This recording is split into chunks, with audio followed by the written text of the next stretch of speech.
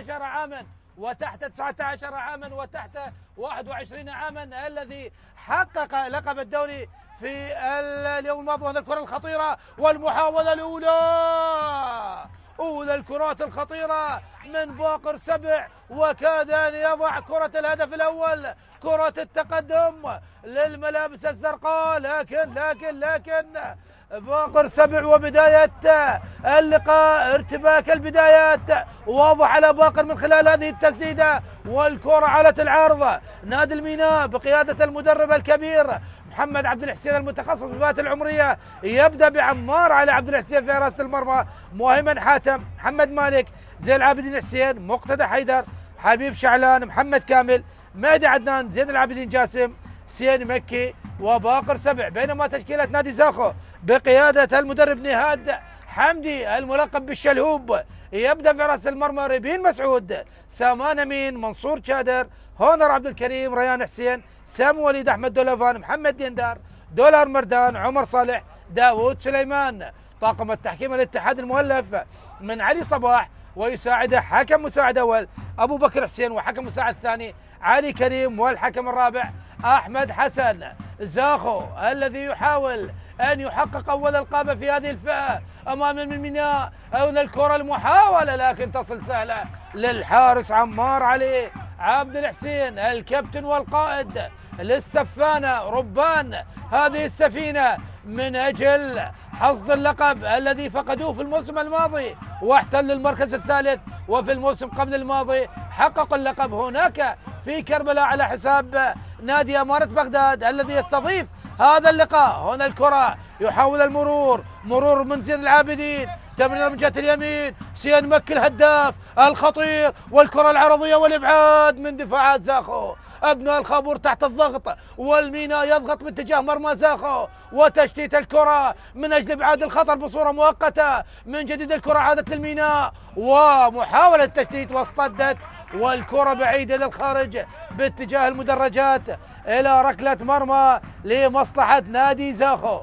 الميناء الذي يريد أن يسجل هدف أول مبكر من أجل لخبطة الأوراق، من أجل وضع الضغط، كل الضغط على زاخو، على الفريق الشمالي في هذا اللقاء.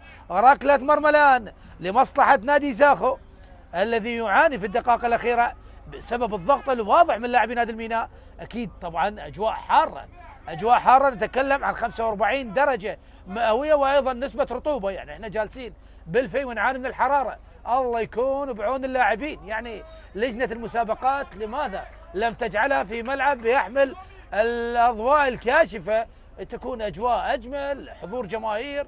يعني بصراحة أكثر من علامة استفهام على وضع هذا التوقيت في يعني وفي هكذا ملعب. طبعا أكيد جزيل الشكر لإدارة نادي أمارة بغداد على استضافتها لهذه المباراة النهائية، لكن نتكلم عن التوقيت الغير مناسب بالمرة، وخاصة نتكلم عن لاعبين شبان تحت 19 عاما ودرجات حرارة عالية تلعب الكرة، ولكن بعيدة إلى الخارج. ارتباك واضح في بداية هذا اللقاء يعني على لاعبي نادي زاخو. أكيد يعني القدوم من زاخو هنا لبغداد أكيد الأمور تختلف، لاعبين شبان لا يمتلكون تلك الخبرة الكبيرة، وبالتالي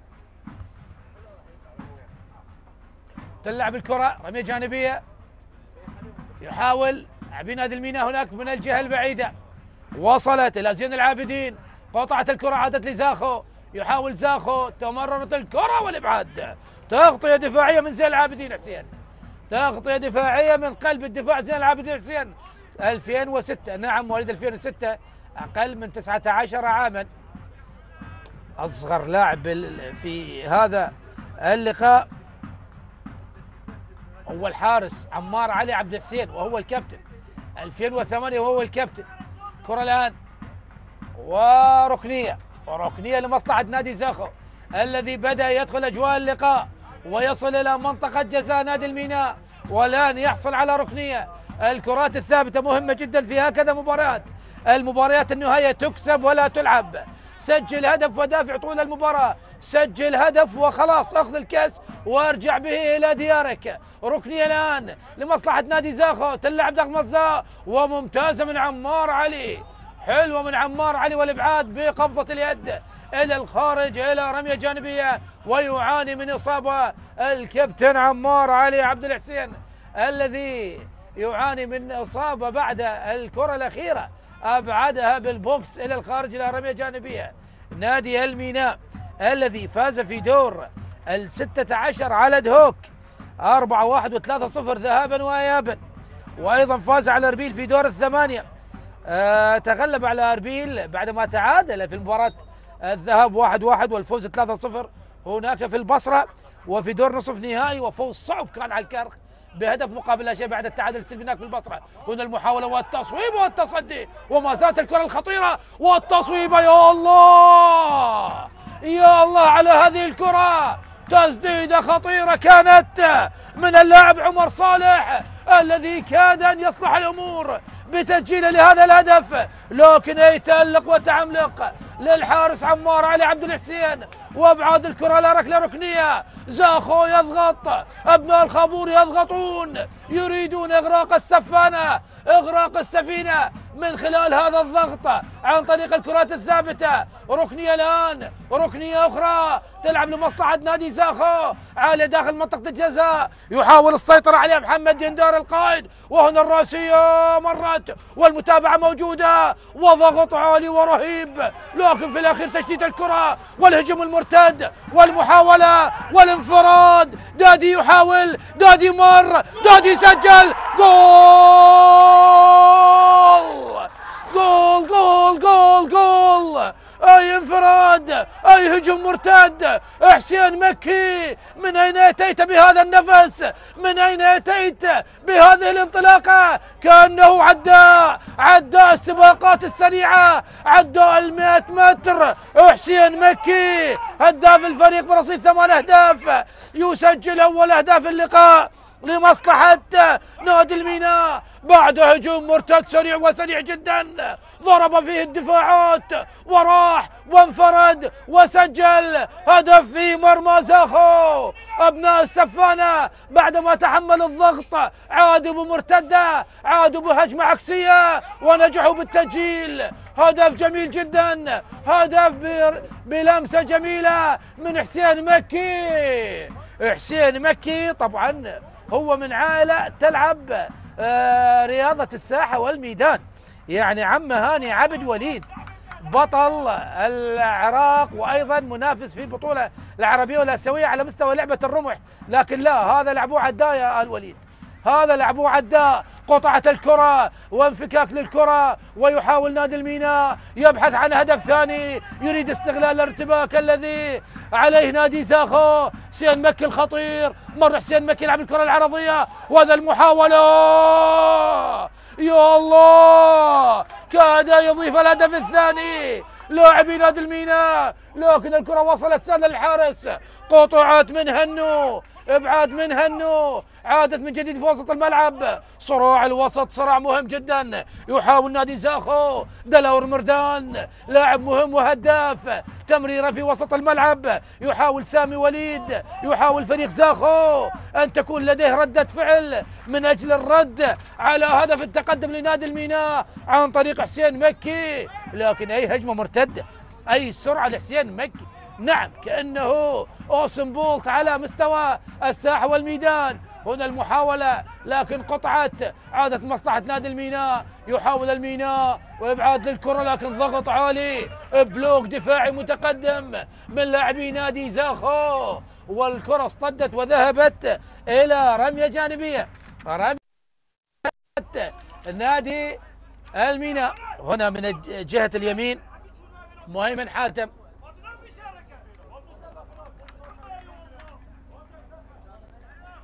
بالسلامة لاعب نادي الميناء الذي ساقط على أرضية الملعب، وحكم اللقاء يطلب من الكادر الطبي الدخول من أجل إسعافه. أكيد سلامة اللاعبين أهم شيء، وخاصة نلعب بدرجات حرارة عالية وعالية جدا، الله يكون بعون اللاعبين. نعم درجات حارة جدا، نعم أجواء حارة وأجواء صعب جدا لعب فيها كرة القدم، لكن يعني خلاص الأمور متعودين على الشمس، متعودين على الحرارة، فعادي يعني اللاعبين مستانسين باللعبة ويقدمون مجهود بدني عالي يحسب لهم. لكن نتكلم عن بداية هذا اللقاء، نتمنى أن لا يستنزف المجهود البدني في قادم التوقيت من هذا اللقاء. بالسلامة لمهيمن حاتم، وليد 2006 مهيمن حاتم الذي عانى من إصابة بعدما الكرة اصطدت به. رمية جانبية زين العابدين على تنفيذ الرمية الجانبية، يلعب الرمية الجانبية زين العابدين رأسية يحاول، وهناك خطأ على اللاعب مهدي عدنان لمصلحة نادي زاخو، لمصلحة اللاعب سامي وليد. زاخو الذي ضغط وكاد أن يسجل هدف، لكن عمار علي أبعد الكرة وبعدها كانت ركنية، ومن ثم الهجمة المرتدة وهدف التقدم عن طريق حسين مكي الملقب بدادي. الآن خطأ لمصلحة نادي زاخو، منصور شادر، منصور من سوف ينتصر؟ منصور شادر، لعبة وكرة والإبعاد من هنو، إبعاد الكرة من هنو إلى الخارج، رمية جانبية. زاخو عاد إلى الضغط من جديد على مرمى الميناء من أجل التعديل، والميناء يعتمد على الهجمات المرتدة بوجود السريع حسين مكي. كرة الآن أحمد دولفان يلعب الكرة، تمريرات قصيرة لمصلحة نادي زاخو، أكثر حيازة، أكثر استحواذ، أكثر استلام للكرات. هنا المحاولة، دلاور يلعب الكرة إلى الجهة البعيدة لعمر صالح، لكن أقرب، قطعت الكرة من زين العابدين. زين العابدين يحاول المرور، أو هذا لاعب مقتدى حيدر صاحب ال5 أهداف. يحاول نادي الميناء، وصلت إلى زين العابدين، تمريرة في وسط الملعب إلى محمد من جديد، محمد مالك، تمريرة لحسين مكي. حسين مكي تخلص، صعب جدا إيقاف هذا اللاعب حسين مكي، واضح تماما يمتلك بنية بدنية ممتازة وكذلك مهارة ورشاقة، يعني يستطيع أن يمر من أي لاعب. يعني تجد دفاعات نادي زاخو صعوبة بإيقاف حسين مكي. كرة الآن لمصلحة نادي الميناء، زين العابدين مع الكرة، ومدرب نادي زاخو الشلهوب كنية باللاعب السعودي السابق محمد الشلهوب، واسمه نهاد حمدي لكن يلقب بالشلهوب، يطلب من اللاعبين التقدم الى الامام. هنا المحاولة لمصلحة نادي الميناء الى زين العابدين جاسم ما زال يحتفظ بالكرة، يحاول نادي الميناء استلام الكرات، تمريرات القصيرة. كرة الآن زين العابدين يلعبها لحسين مكي، والكرة الآن قطعت، عادت مصلحة نادي زاخو، لكن تغطية موجودة من محمد مالك. هنو حبيب شعلان إلى محمد كامل، تمريرات قصيرة لمصلحة نادي الميناء. يحاول نادي الميناء، مقتدى حيدر، ما زال يمتلك الكرة، يلعبها للخلف إلى زين العابدين. الميناء الآن أكثر سيطرة على الكرة، أكثر استحواذ. هنا التمريرة الأمامية لكن تصل سهلة للحارس ريبين مسعود الذي حافظ على نظافة شباكه ب10 مباريات في دوري تحت 19 عاما. هونر يلعب الكرة الأمامية، هونر لمسة جميلة، نقلات جميلة لنادي زاخو. يحاول اللاعب دلاور مردان، يلعب الكرة مردان إلى عمر، يحاول المرور والتمرير لكن قطعت من هنو، عادت مجددا لمصلحة نادي زاخو. يحاول محمد ديندار، تمريرة لمسات جميلة لمصلحة نادي زاخو لكن قطعت وعادت سريعة لمصلحة نادي زاخو. تغيير اللعب باتجاه دلاور سيطر على الكرة قبل أن تخرج، وهناك ضغط من مهيمن. يحاول نادي زاخو ومحمد كامل المطالبة بالخطأ، لكن الحكم قريب جدا وبزاوية رؤية ممتازة. هنا التمريرة الأمامية، تغطية موجودة من منصور شادر، يلعبها للحارس ريبين مسعود، عالية من ريبين. الكرة لم تخرج لغاية الآن، ما زالت داخل الملعب. دلاور مردان، ما زال يسيطر على الكرة، وهناك خطأ لمصلحة نادي زاخو. ريان حسين يعاني معاناة كبيرة من جهة اليسار من أمام حسين مكي. ريان على تنفيذ الكرة، على تنفيذ هذا الخطأ، الكرة الطويلة باتجاه منطقة الجزاء، ريان حسين هل يلعب باتجاه منطقة الجزاء؟ ريان على تنفيذ الخطأ، يلعب الكرة عالية وطويلة، وهنا الرأسية والإبعاد، عادت من جديد مصلحة نادي زاخو. هنا تصويبة لكن بعيدة وعالية، بعيدة وعالية، واصطدت، نعم اصطدت بأحد دفاعات نادي الميناء إلى الخارج. نادي الميناء يوم أمس أحرز لقب الدوري تحت 21 عام، هل يحرز اللقب؟ يعني خلال 24 ساعة تحرز لقبين؟ لا، شيء كبير، شيء كبير للمدرسة البصرية على مستوى كرة القدم. أكيد هذه المدرسة العريقة. ركنية الآن، تعددت الركنيات لمصلحة نادي زاخو، هل تستثمر إحدى هذه الركنيات؟ هل تستثمر من أبناء الخابور؟ ونشاهد 5-6 لاعبين من نادي زاخو داخل منطقة الجزاء من أجل التعديل، من أجل إيجاد فرصة وزاوية من أجل التسجيل. ركنية الآن، تلعب الركنية عالية وبعيدة على القائمة الثاني، مرت وصلت إلى اللاعب مهدي عدنان، مهدي عدنان لزين العابدين، لكن قطعت، عادت مجددا لمصلحة نادي زاخو. يحاول نادي زاخو، سامان أمين، تمريرة من سامان، كرة الخطيرة داخل منطقة الجزاء، يا الله على الحارس عمار علي، يتألق ويتعملق مجددا. أكيد الكابتن والقائد يحضر في هكذا مباريات، وعمار علي حاضر في مرة أولى وثانية وثالثة، يتصدى للكرات الخطيرة. كرات نادي زاخو خطيرة، لكن تصطدم بخط دفاعي وحارس مرمى اسمه عمار علي الذي يتصدى للكرات الخطيرة للمرة الثانية. عمار علي يتصدى لمهاجمي زاخو الذين كادوا أن يسجلوا هدف التعادل في هذه اللقطة، لكن عمار علي وقف سدا منيعا في هذه الكرة. كرة العالية وصلت الآن لحارس المرمى ريبين مسعود لمصلحة نادي زاخو. يعني نادي الميناء يلعب بواقعية كبيرة، الكابتن محمد عبد الحسين يلعب بواقعية كبيرة، يعتمد على الهجمات المرتدة، نعم سيطرة، أفضلية، أكثر خطورة نادي زاخو، لكن من الذي يتقدم هو نادي الميناء بواقعية كبيرة. زاخو وصل إلى المرمى، لكن وجد حارس مرمى اسمه عمار علي، تصدى لأكثر من كرة. زاخو تحصل على العديد من الكرات الثابتة، سواء كانت أخطاء ضربات حرة مباشرة أو ركلات ركنية. والآن خطأ آخر، دلاور مردان على لعب هذا الخطأ. هذه الأخطاء هل تستثمر؟ هل ينتج عنها شيء؟ هل تعدل النتيجة عن طريق الكرات الثابتة لمصلحة نادي زاخو؟ دلاور مردان يلعب الكرة العالية داخل منطقة الجزاء، هنا الرأسية والإبعاد من هنو، عادت إلى زين العابدين لحبيب شعلان، أمامية باتجاه باقر سبع، لكن تغطية موجودة من دفاعات زاخو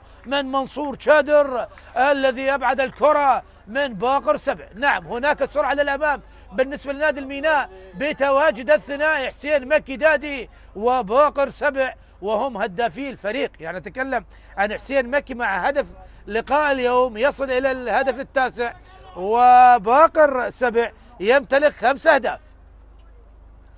رمية جانبية، مقتدى حيدر يلعب الرمية لكن لم يسيطر عليه زين العابدين. عادت الرمية الجانبية لمصلحة نادي زاخو، تلعب الرمية الجانبية. سامان أمين يلعب الكرة عالية وطويلة، سامان أمين بالراس من هنو، وهناك خطأ آخر لمصلحة نادي زاخو أكثر سيطرة على المباراة وعلى الكرة، لكن التقدم للميناء. مثل ما ذكرت في بداية هذا اللقاء، هكذا مباريات تكسب ولا تلعب. نعم ليس بالضرورة أنت الأفضل تكسب المباراة، ياما فرق ومنتخبات فازت وهي كانت الأقل مستوى في المباراة النهائية. نعم المباريات النهائية لها حساباتها الخاصة، ولها أداء، ولها طبعا قراءة خاصة من قبل مدربي الفريقين، ومدربي الفريقين هم خبرة على مستوى الفئات العمرية، وخاصة أتكلم عن الكابتن محمد عبد الحسين، الاسم الكبير على مستوى الفئات العمرية.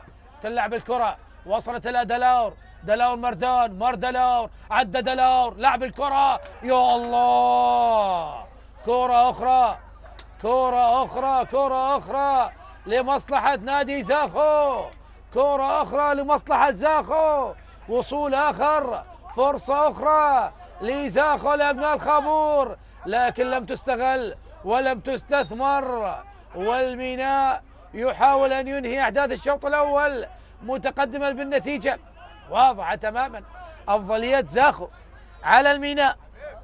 إلى الخارج الكرة، رمية جانبية، رمية جانبية، تلعب رمية جانبية، يحاول مصلحة نادي زاخو في وسط الملعب. محمد ديندار، ديندار يلعب الكرة لا دلاور، دلاور مردان عمل مشاكل كثيرة لنادي الميناء من هذه الجهة. يحاول الآن كرة الخطيرة، كرة الخطيرة لمصلحة نادي زاخو. يا الله، جول جول جول جول. أبناء الخابور يزورون سفانة الميناء، يزورون شباك الميناء بعد الضغط، بعدما تحصلوا على هجمة وثانية وثالثة، والآن يسجلون في مرمى عمار علي الذين وجدوا الشفرة المناسبة، وجدوا الشفرة المناسبة لمرمى عمار علي، وهدف التعادل، هدف التعادل لمصلحة نادي زاخو. زاخو يعدل النتيجة، زاخو يعدل النتيجة. هدف جميل، هدف جميل لمصلحة نادي زاخو، وضعها في الزاوية الصعبة، وضعها في الزاوية الصعبة، وهدف التعادل، هدف التعادل. الآن زاخو بحث عن ما يريد، بحث عن الهدف ووجد ما يريد بعدما ضغط، بعدما هدد مرمى الميناء في مرة أولى وثانية وثالثة، ونجح بتسجيل هدف التعادل. بالسلامة للاعب نادي زاخو، تعادل مستحق لزاخو، يعني عطفا على الأداء الذي قدمه نادي زاخو خلال دقائق الشوط الأول التي مرت والتي مضت. يعني بصراحة يستحق هدف التعادل، وصل لأكثر من مرة لمرمى الميناء، ونجح بتسجيل هدف التعادل. الميناء يبحث عن التقدم مجددا، الميناء الذي يريد زيارة شباك أبناء الخابور في هذه اللحظة. خطأ لمصلحة نادي الميناء، توجيهات مستمرة من قبل مدربي الفريقين نهاد حمدي الشلهوب ومحمد عبد الحسين. والآن خطأ زين العابدين جاسم على تنفيذ الخطأ. هل ينجح نادي الميناء بالتقدم بتسجيل هدف ثاني، أن يتقدم مجددا عن طريق هذه الكرة الثابتة؟ نشاهد القمصان الزرقاء داخل منطقة الجزاء. زاخو تلعب من زين العابدين، وهنا الراسية وإبعاد آخر من لاعبي نادي زاخو. هنا الراسية مهيمن حاتم إلى زين العابدين، عالم زين العابدين لحسين مكي، لكن قطعت الكرة وخطأ، خطأ على دادي لمصلحة نادي زاخو، خطأ لمصلحة زاخو.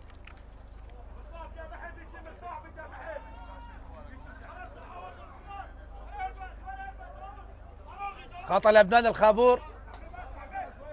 التعادل الآن هدف مقابل هدف. شاهد جماهير زاخو القادمة من زاخو، من أقصى الشمال، من أقصى كردستان العزيزة، هنا للعاصمة الحبيبة بغداد، من أجل مساندة أبناء الخابور، من أجل مساندة هؤلاء الصغار، ويتمنون ويريدون أخذ اللقب والذهاب به إلى أقصى. ونفس الحال أبناء البصرة يريدون العودة بهذا اللقب هناك إلى الجنوب، في أقصى الجنوب. لمن سوف يذهب اللقب؟ لمن سوف يذهب الكأس؟ هل لأقصى الشمال أو لأقصى الجنوب؟ كل هذا يأتيكم عبر قنوات شبكة الإعلام العراقي التي تضعكم في قلب الأحداث الرياضية بمختلف الرياضات، بمختلف الفعاليات. خطأ لمصلحة نادي الميناء،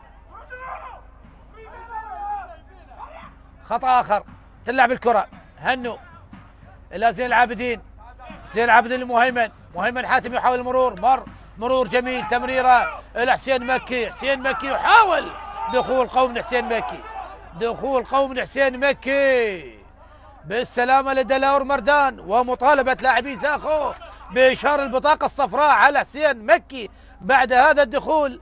لكن أكيد تبقى هكذا أمور هي تقديرية لحكم اللقاء الذي يدير المباراة النهائية، الحكم علي صباح. نعم، ينبه حسين مكي دادي بعد الدخول في هذه اللقطة. نعم، شاهد الروح الرياضية، إداري نادي الميناء يعطي المياه للاعبي زاخو. أكيد الروح الرياضية والأخلاق الرياضية هي الأهم، وخاصة تكلم عن مباراة منقولة عبر قنوات شبكة الإعلام العراقي.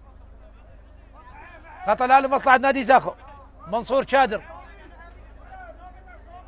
تترك الكرة إلى عمر صالح، يلعبها عالي عمر، عادت لزين العابدين، زين العابدين مع الكرة، وصلت إلى محمد كامل إلى مهدي عدنان المسيطر على الكرة، عادت لمصلحة نادي زاخو يحاول سامان أمين، تلعب الكرة من سامان، لكن الكرة مرت وعدت وابعدت من دفاعات نادي الميناء، ابعدت الكرة، ما زالت الكرة داخل الملعب، يحاول لاعبي نادي الميناء والكرة ما زالت. نعم، مررت سريعا، وصلت لمصلحة لاعبي نادي الزاخو، والكرة للخارج، رمية جانبية، تراك محمد كامل لمهيمن حاتم، تلعب الكرة راسية والابعاد، يحاول الآن دلاور مردان يضغط على مهيمن حاتم، لكن الكرة خرجت إلى رمية جانبية لمصلحة نادي الميناء.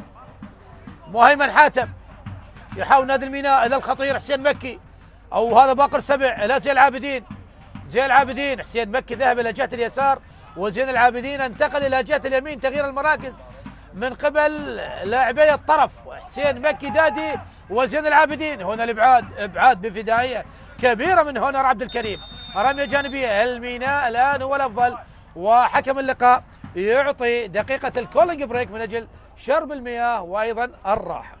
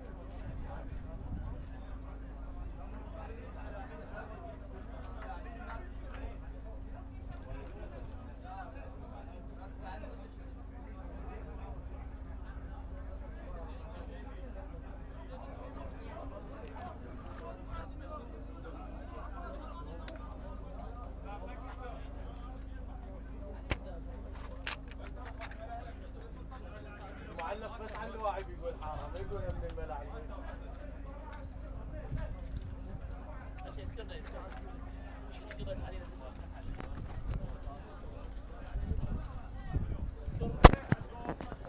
تنتهي دقيقة الكولينج بريك طبعا، واكيد نشكر جميع المساهمين في تأمين هذه المباراة النهائية تحت 19 عاما، طبعا واكيد شكر خاص لقواتنا الأمنية، طبعا عناصر أمن الملاعب الذين يعملون بصورة كبيرة جدا وقدموا لنا لوحات متميزة سواء في استضافتنا للبطولات الخارجية وأيضا البطولات المحلية. بصراحة يعني نرفع القبعة على هؤلاء الرجال مثل ما نقول الجنود المجهولين خلف الكواليس، لكن يعملون بصورة متميزة وكبيرة.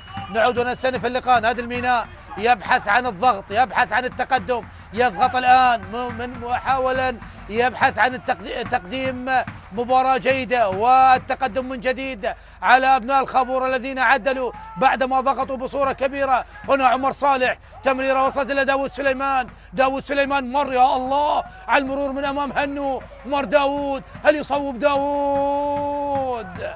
اعتمد على الفردية، كنت أناني يا داود سليمان، كان بالإمكان التمرير هناك لجهة اليمين للاعب عمر صالح، لكن اعتمدت على الفردية، وبالتالي الفردية لا تأتي دائما بالشيء الأفضل بالأفضلية، وبالتالي خرجت الكرة. تلعب كرة عالية هنا رأسية من هونر عبد الكريم، اللي يلحق بها سامان أمين، لحق بالكرة قبل أن تخرج. الضغط من باقر سبع، تلعب من سامان أمين، وصلت لمن؟ وصلت إلى فريق الميناء، محاولة الميناء لكن طالت الكرة وسامان أمين، وخطأ على حسين مكي، والحكم يعطي الاستمرارية. والآن نعم يطلق الصافرة الحكم علي صباح حكم المباراة النهائية، خطأ لمصلحة سامان أمين بعد هذه الكرة الأخيرة، الكرة المشتركة ما بين سامان أمين واللاعب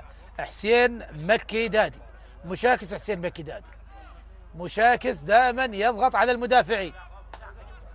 خطأ لمصلحة النادي زاخو، هدف مقابل هدف. تقدم الميناء في الدقيقة 7 عن طريق حسين مكي، وعدل زاخو عن طريق أحمد دولفان في الدقيقة 21. يحاول الآن زين العابدين، يلعبها لعمار علي، يضغط داود سليمان واحمد دولفان من جديد، ضغط عالي، افتكت الكرة من احمد دولفان، صعب هدف التعادل. دولفان يحاول المرور، لكن زين العابدين ينجح بقطع الكرة، وخطأ الآن لمصلحة نادي الميناء. زين العابدين على لعب الخطأ، زين العابدين على لعب الخطأ، يأخذ وقته بالكامل قبل تنفيذ هذه الكرة. زين العابدين يلعب الكرة العالية، طبعا جماهير الميناء وصلت الآن، ونشاهد أيضا جماهير زاخو بالرغم من قلة الجماهير، لكن نشاهد حضور وأيضا مساندة ودعم للفريقين، سواء من جماهير الميناء وكذلك من جماهير زاخو رغم قلة جماهير الفريقين. خطأ الآن لمصلحة نادي زاخو، ريان حسين، ريان على تنفيذ الخطأ، ريان حسين، ريان يلعب الكرة إلى عمر، لكن قطعت من حبيب شعلان مجددا. هنا التمريرة باقر سبع يحاول، لكن الابعاد من هونر عبد الكريم، تلعب الكرة من جديد. حبيب شعلان يغير اللعب لمقتدى، حيدر تقدم، مقتدى عدى، مرر الكرة إلى حسين مكي، يلحق بالكرة قبل أن تخرج. يحاول حسين مكي مع الكرة، ما زالت ويلعب الكرة العرضية، لكن اصطدت بسامان أمين إلى الخارج. محمد عبد الحسين يحضر تبديل محمد عبد الحسين قبل نهاية الشوط الأول بدقائق. ركنية الآن، مقتدى حيدر على تنفيذ الخطأ. نشاهد اللاعب عبد الله عمار يتحضر للنزول. تلعب الركنية هنا الراسية، مرت الراسية من زين العابدين، حاول المدافع زين العابدين. ونشاهد الآن هل هناك تبديل؟ نعم، تبديل عبد الله عمار الذي يدخل الآن بديلا لمن؟ عبد الله عمار مهاجم، بديلا لمن؟ بديلا للاعب مهدي عدنان. أولى تبديلات محمد عبد الحسين، إدخال لاعب مهاجم عبد الله عمار وإخراج مهدي عدنان الذي يلعب خلف المهاجمين. تبديل هجومي من الكابتن محمد عبد الحسين على ما يبدو يعني اللاعب لا يستطيع إكمال هذا اللقاء. نعم يقول أشعر بالدوار بالسلام لمهدي كامل. أكيد يعني بصراحة مهدي عدنان بصراحة أجواء حارة، أجواء حارة جدا في ملعب اللقاء. نتكلم عن 45 درجة مئوية. الله يكون بعون اللاعبين. نتكلم عن لاعبين صغار تحت 19 عاما. يعني كان بالإمكان يعني اختيار وقت أفضل من هذا الوقت وملعب أفضل من هذا الملعب. كرة الآن إلى مقتدى حيدر، إلى حبيب شعلان. حبيب شعلان يحاول، مرر الكرة لعبد الله عمار البديل. عبد الله تمريرة مقطوعة من دولفان، عادت لمصلحة زاخو، وصلت إلى دلاور، طالت على دلاور، وصلت لحسين. حسين مكي مع دلاور، مهاري أمام مهاري. حسين مكي يحاول المرور والكرة إلى الخارج. رمية جانبية، رمية جانبية، رمية جانبية لمصلحة نادي زاخو. وكان هناك خطأ لمصلحة حسين مكي. لا، الحكم يقول رمية جانبية لمصلحة نادي زاخو.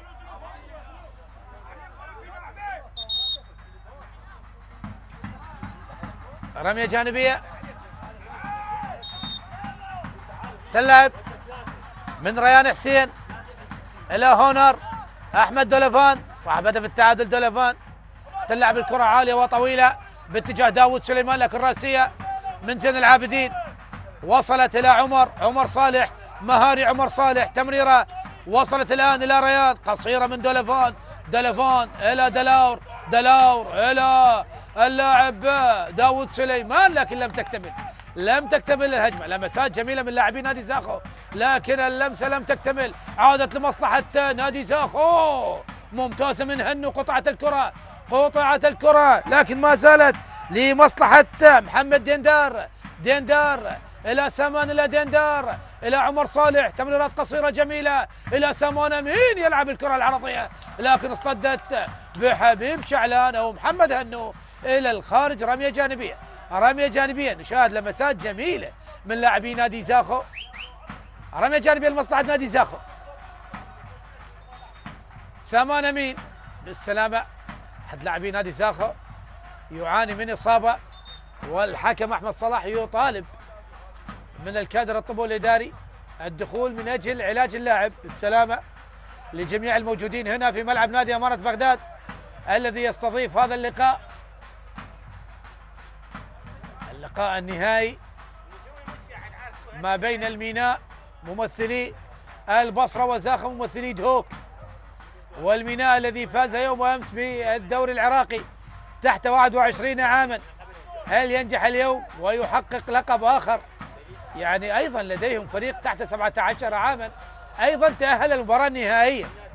عمل كبير للفئات العمرية هناك في نادي الميناء، لكن نادي الميناء الأكابر لا العمل غير جيد بالمرة. يعني نادي الميناء إذا ما فاز نادي ديالى في المباراة القادمة أو تعادل نادي ديالى سوف يكون نادي الميناء في المركز السابع عشر. يعني نادي الميناء صرف طبعا يعني تعاقدات كثيرة، محليين أجانب، لكن الفريق الأول ليس بأفضل أحواله، تذبذب كبير على مستوى الأداء وعلى مستوى النتائج، عكس نادي زاخو. نادي زاخو في المركز الثالث في دورينا. نعم موسم مثالي، نادي زاخو قدم مباريات كبيرة. من جديد الكرة إلى الخارج، رمية جانبية، عودة داود سليمان من جديد إلى الملعب بعدما تلقى الإسعافات الأولية. رمية جانبية سامان أمين تلعب الكرة والإبعاد من هنو، أبعد الكرة إلى الخارج إلى رمية جانبية أخرى. ثالث رمية جانبية بنفس الجهة بنفس المكان تقريبا لنادي زاخو. سامان يلعب رمية جانبية إلى دلاور، لا وجود للخطأ. مقتدى حيدر أبعد الكرة، تغطية ممتازة بعقل كبير من منصور شادر يمرر الكرة، وصلت إلى دلاور، المنتقل لجهة اليمين يلعبها ديندار الخطير. مررت الكرة من جديد إلى عمر صالح، أو هذا دلفان إلى ديندار إلى دلفان. تمريرات جميلة، تلعب الكرة الأرضية لكن ممتازة من حبيب شعلان، قراءة ممتازة من حبيب شعلان. عادت لمقتدى حيدر، عادت للميناء، الميناء أمامية لكن تغطية من هونر، تغطية من هونر، ومحمد عبد الحسين يطلب من اللاعبين التقدم للأمام. طويلة من ريبين مسعود باتجاه دولفان، راسية والابعاد من هنو من جديد. لا زاخو افضل، زاخو افضل تماما، يعني الشوط الاول افضليه واضحه لنادي زاخو. نعم تقدم نادي الميناء لكن زاخو ضغط مرارا وتكرارا وتحصل على عديد المحاولات والفرص المحققه للتسجيل ونجح بابعادها عمار علي، لكن احمد دولفان وجد الطريق لشباك عمار علي عبد الحسين ونجح بتسجيل هدف التعادل. الآن التعادل لغاية الآن هدف مقابل هدف. بالسلامة لاعب آخر سقط على أرضية الملعب، بالسلامة جميع اللاعبين. مقتدى حيدر، مقتدى أكيد يعني تعب والإعياء. خطأ الآن لمصلحة نادي زاخو.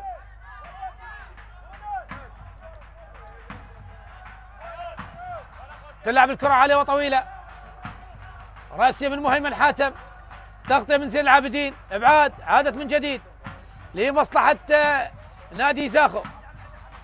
أفضلية واضحة لزاخو. سامان أمين، سامان إلى عمر صالح، قطعة الكرة والاعتماد على الهجمات المرتدة، لكن استماتة واضحة جدا من اللاعب عمر صالح، قاطع الكرة عادت لزاخو.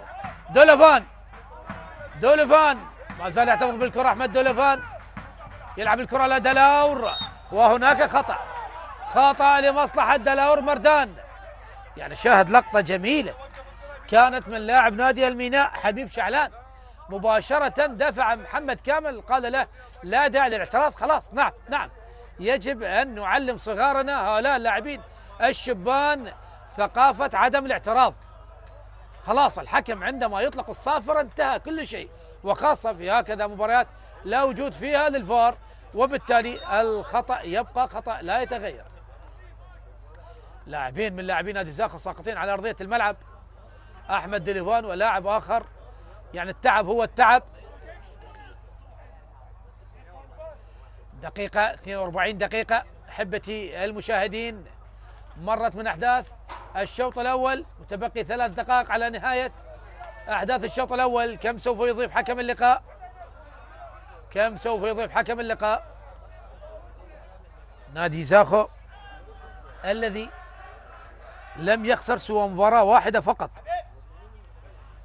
واحدة فقط خسرها نادي زاخو خلال مشواره في طبعا دوري تحت 19 عاما. نعم أداء كبير جدا، يعني شاهد لقطة جميلة، يعني المخرج لا يروح لنا على اللقطة جمهور زاخو وجمهور الميناء جنبا إلى جنب. اتمنى من الكابتن مازن محمود أخذ هذه اللقطة، يعني شاهد لقطة جميلة، يعني جماهير ميناء وجماهير زاخو جنبا إلى جنب، يعني شيء جميل، روح رياضية عالية وكبيرة ما بين جماهير الفريقين. خطأ الآن لمصلحة نادي زاخو. دلاور مردان قدم شوط أول كبير جدا، دلاور مردان لاعب رقم 7 مولد 2006.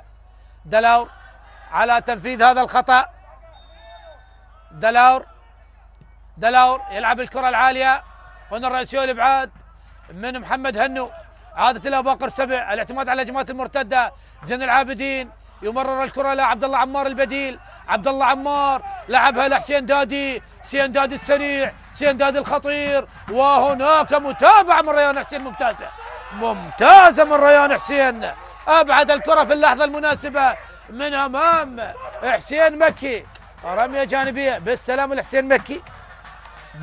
الحسين مكي، ورمية جانبية احتسبت لمصلحة نادي زاخو.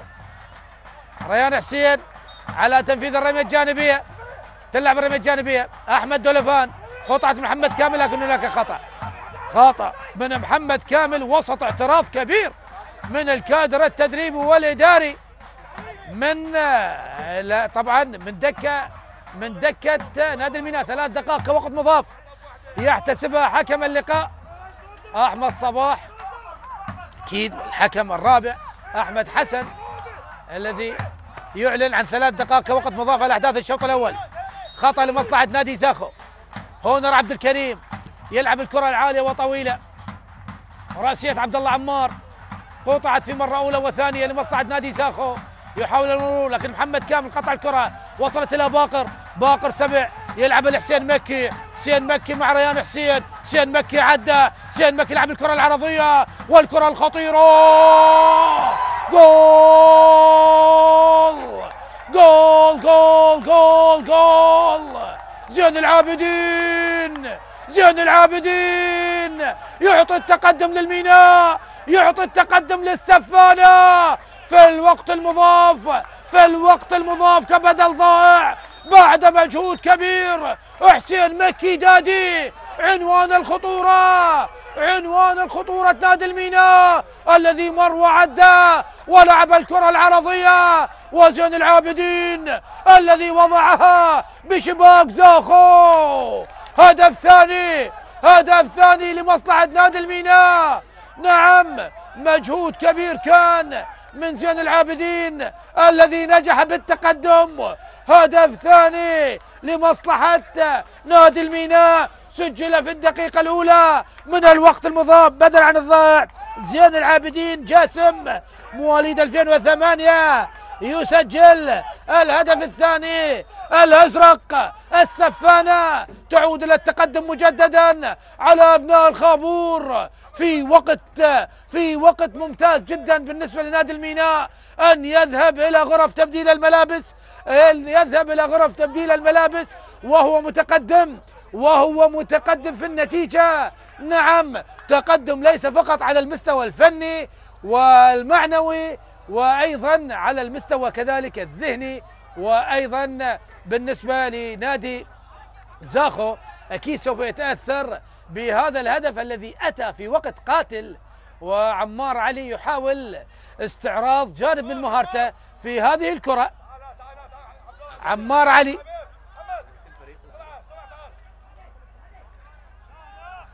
علي ياخذ وقته بالكامل، تلعب الكرة العالية من الكابتن والقائد عمار باتجاه زين العابدين الذي سجل الهدف الثاني، هدف التقدم للميناء.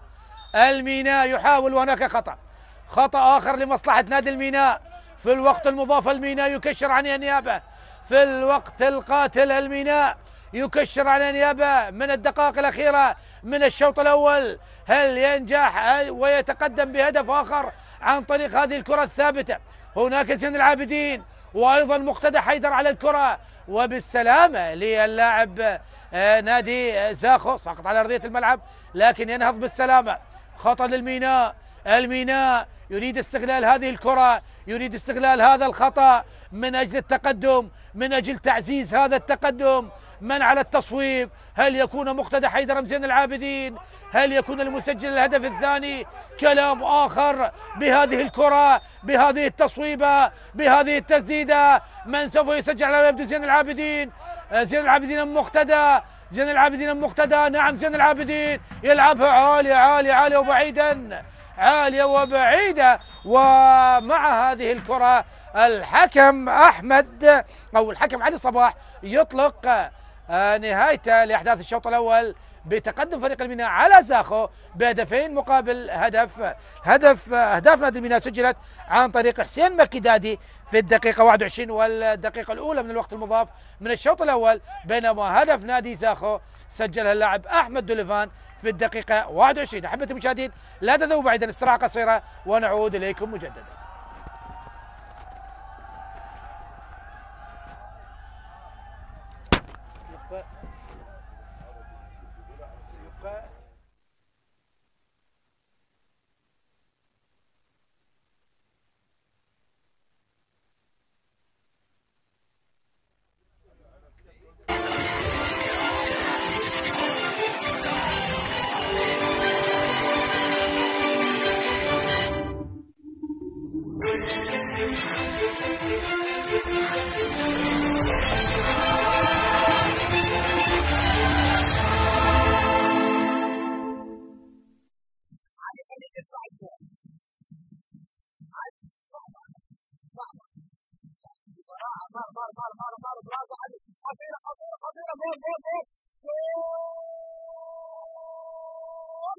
محمود احمد يسجل اول اهداف المباراه في الدقيقه 25 من عمر المباراه.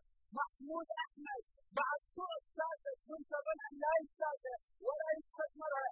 علي خليل يتوغل ويهدي الكره على طرف من داخل محمود احمد اللي يسجل ثاني اهداف هذا القوسي بعد ان سجل في تحت القوسي. يسجل اليوم في كره جميله يتوغل من خلالها علي خليل. علي خليل بصراحه هي كره حلوه على اللاعب. شوف استاذ من اللاعبين مر علي خليل هيئها الى محمود لعبها على العمود البعيد وسجل اول اهداف المباراه. شوف اسيست رائع علي خليل من محمود احمد ومحمود احمد على العمود البعيد يحرز اول اهداف المباراه لمصلحه نادي نفط البصره في الدقيقه 25 من المباراه ويسجل هدف الشخص الثاني بعد ان يسجل في سباق القاسم. شوف كره ومرت بخطا دفاع قاتل للمدافع نادي نوروز. مرة بعد خطأ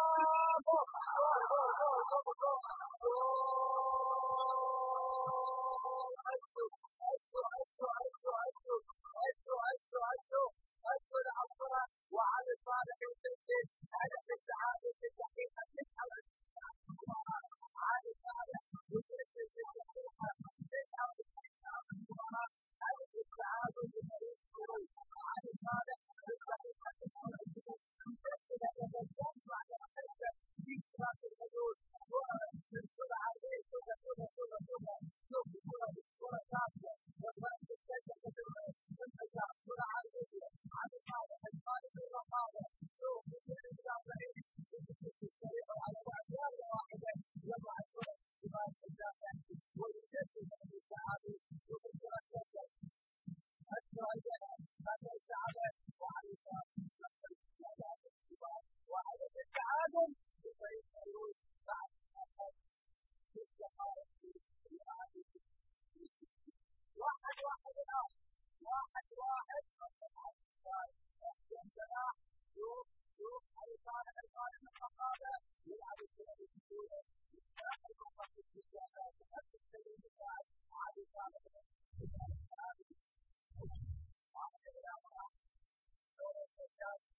سجاد يحاول تقدم النجاة داخل منطقة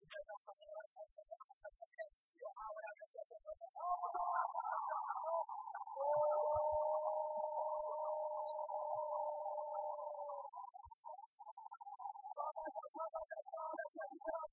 وكان هدف أخيرا سبق الحالة كثيرا وكان هدف أخيرا يتكرر سنان مباراة الجولة مع الشفاء من المباراة وهدف مؤكد على أخيرا مؤكد على سجل في المباراة وهدف هدف انتصار الأحرار وفرحة جماهير الشفاء وفرحة جماهير الشفاء بعد خلال بعد ما شهد ذلك في 90 دقيقة أمام محاولات فريق الشرطة وهجوم الشرطة لكن مهند أخيرا الأهداف فريق الشرطة يسجل هدف المباراة ويضع الكلام في غاية الآن مع الشرطة مهند علي بعد الشمس في أمام الموسم الآخر العالم لاحظ محاولة يحيى والآن من فتوح جمال لكن استقالة الجمال يسجل مهند علي بفريق الشرطة هذا الانتصار في هذه اللحظات. مهند علي كان الكرة أحمد يحيى أدخل على فتوح جمال مثل هذه المهارة يسجل قبل الأهداف الشرطة على الصمود أمام محاولات الشرطة لكن أخيرا مهند علي يسجل ويفرح جمال الشرطة وأنت جماهير الشرطة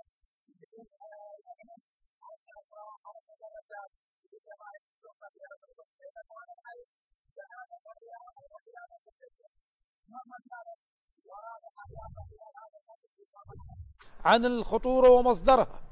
هو مصدر الخطورة هنا التمريرة الجميلة يحاول يونس.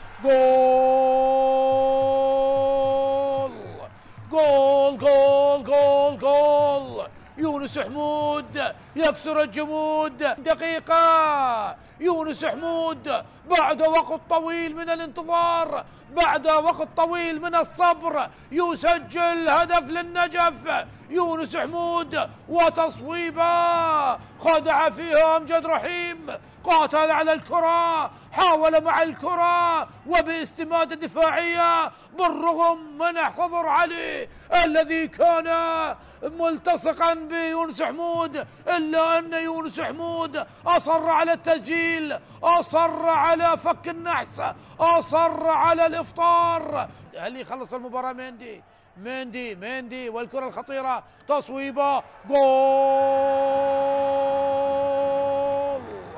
المدفع السنغالي خلاص يقضي على آمال البرتقالي ويسجل هدف ثاني من دومينيك مندي. استلم الكرة من المنتصف، مر وتقدم وصوب، وأمجد رحيم لم ينجح بتصدي لهذه الكرة، لم ينجح بالتعامل الصحيح مع هذه الكرة. خطأ قاتل من أمجد رحيم يقتل فيها الكهرباء بعد تصويبة قوية من مندي، ومندي يضع النجف، يضع الغزلان بانتصار طال انتظاره من جماهير غزلان البادية. وشاهد الفرحة.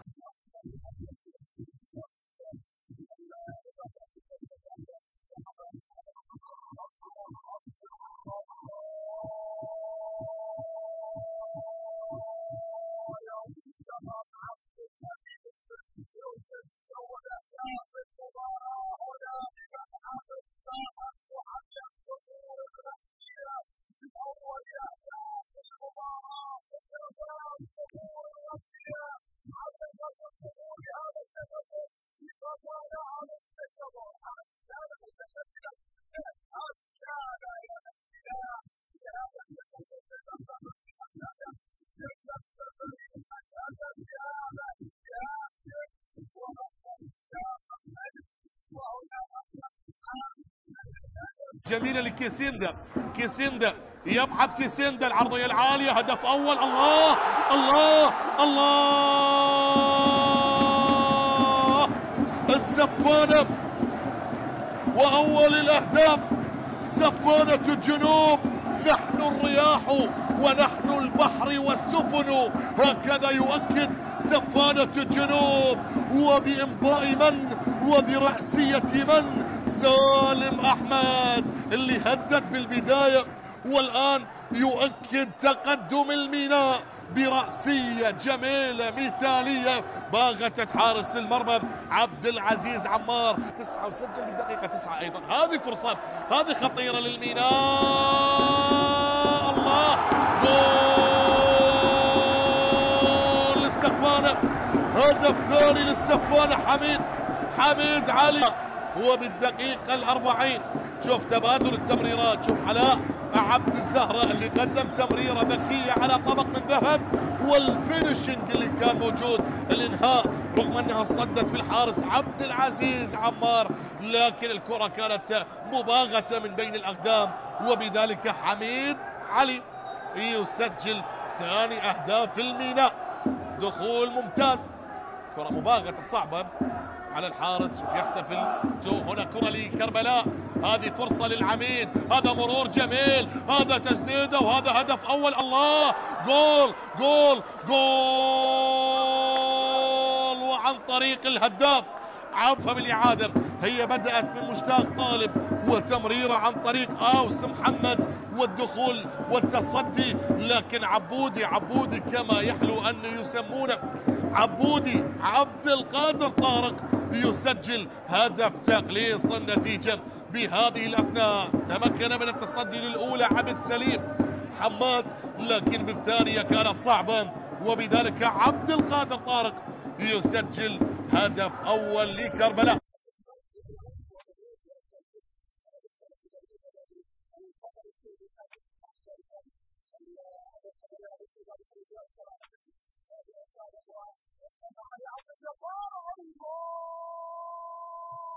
المشاهرات الجميلة تبدأ بالحلوى والحلوى من العمر، تبدأ مباراة اليوم، تبدأ قمة اليوم من أجل كلمة الصفار، من أجل كلمة العريق تأتي عن طريق من؟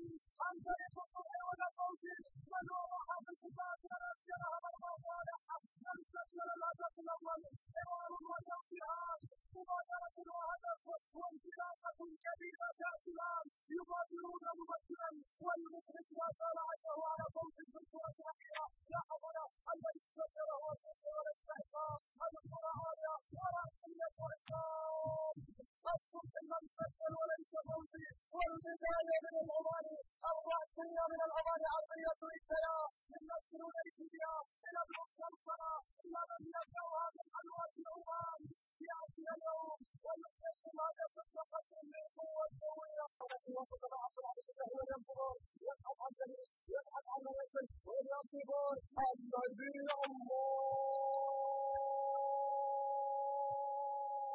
هدف ثاني، هدف تهديد الانتصار، وينتظر والمقابلة للحضور كبير، والذي يسجل لكنه لا يسجل إلا أهداف فارقة للعادة، هدف رائع جدا من ويليام تيبور من فقر العقاب، يسجل اليوم من أجل أن يعود فريق القوى الجوية، من أجل عودة الصقور، تيبور يقول كلمة أيضا، تيبور يسجل أول أهداف مع الصقور، هنا وليام وصل، راح ومصطفى رعد هنا، راح مع هبوط الرياح، لاحظ هنا الكرة الأخيرة وصلت على وجهه ويليام تيبور لوحدة مرة، سدد كرة في أقصى الزاوية مع القائم، ما بال القائم الذي ساعد القوة الجوية في هدفين، كرة قوية جميلة من القائم الأيسر إلى المرمى، وصلت إلى هدف ثاني، وصلت إلى التهديد،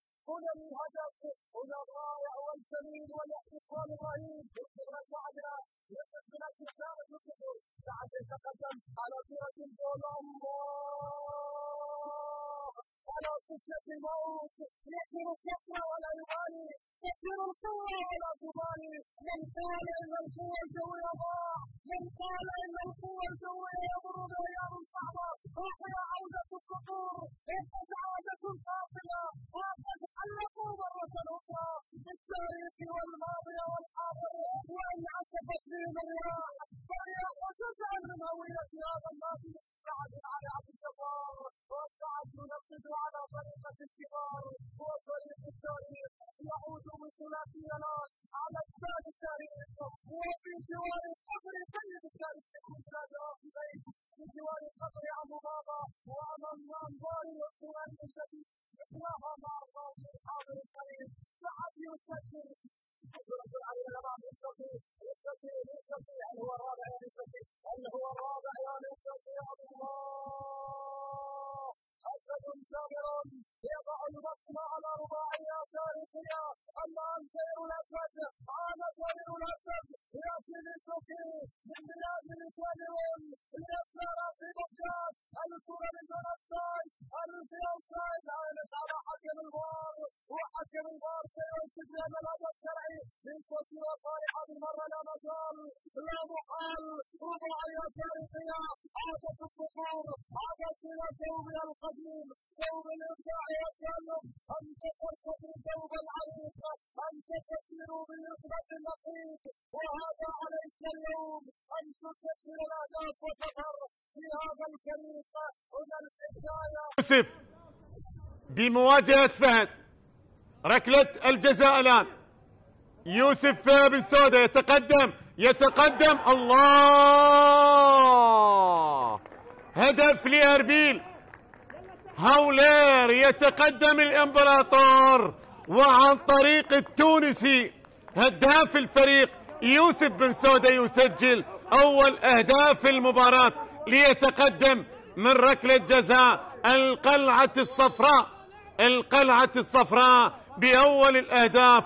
هنا في فرانسو حريري يتقدم ويسدد بيساره على يسار حارس المرمى ليتقدم أربيل، ليسجل أربيل ويفتتح باب التسجيل في مرمى فهد طالب، في مرمى الطلبة. هدف مقابل لا شيء الآن، هدف مقابل لا شيء الآن. فرحة سمير بابو بهذا الهدف، بهذا التقدم يصل. حسن عبد الكريم، تمرير، تحضير، حسن، الله! حسن عبد الكريم، عبد الكريم، عبد الكريم للزعيم، للزعيم، للزعيم في المكان السليم. الله الله الله! النوارس والهدف الأول، ومعروف المدارس باسم النوارس. الزعيم عن طريق حسن عبد الكريم في المكان السليم. الله الله الله! سجل الزورة، سجل الزورة. الله!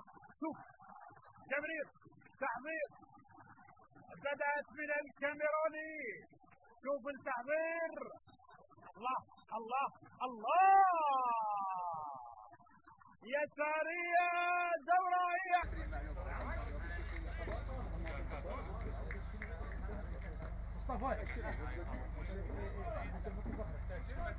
وينك؟ احمد بس روح. يلا روح. كابتن بتقول لي اوكي؟ اوكي.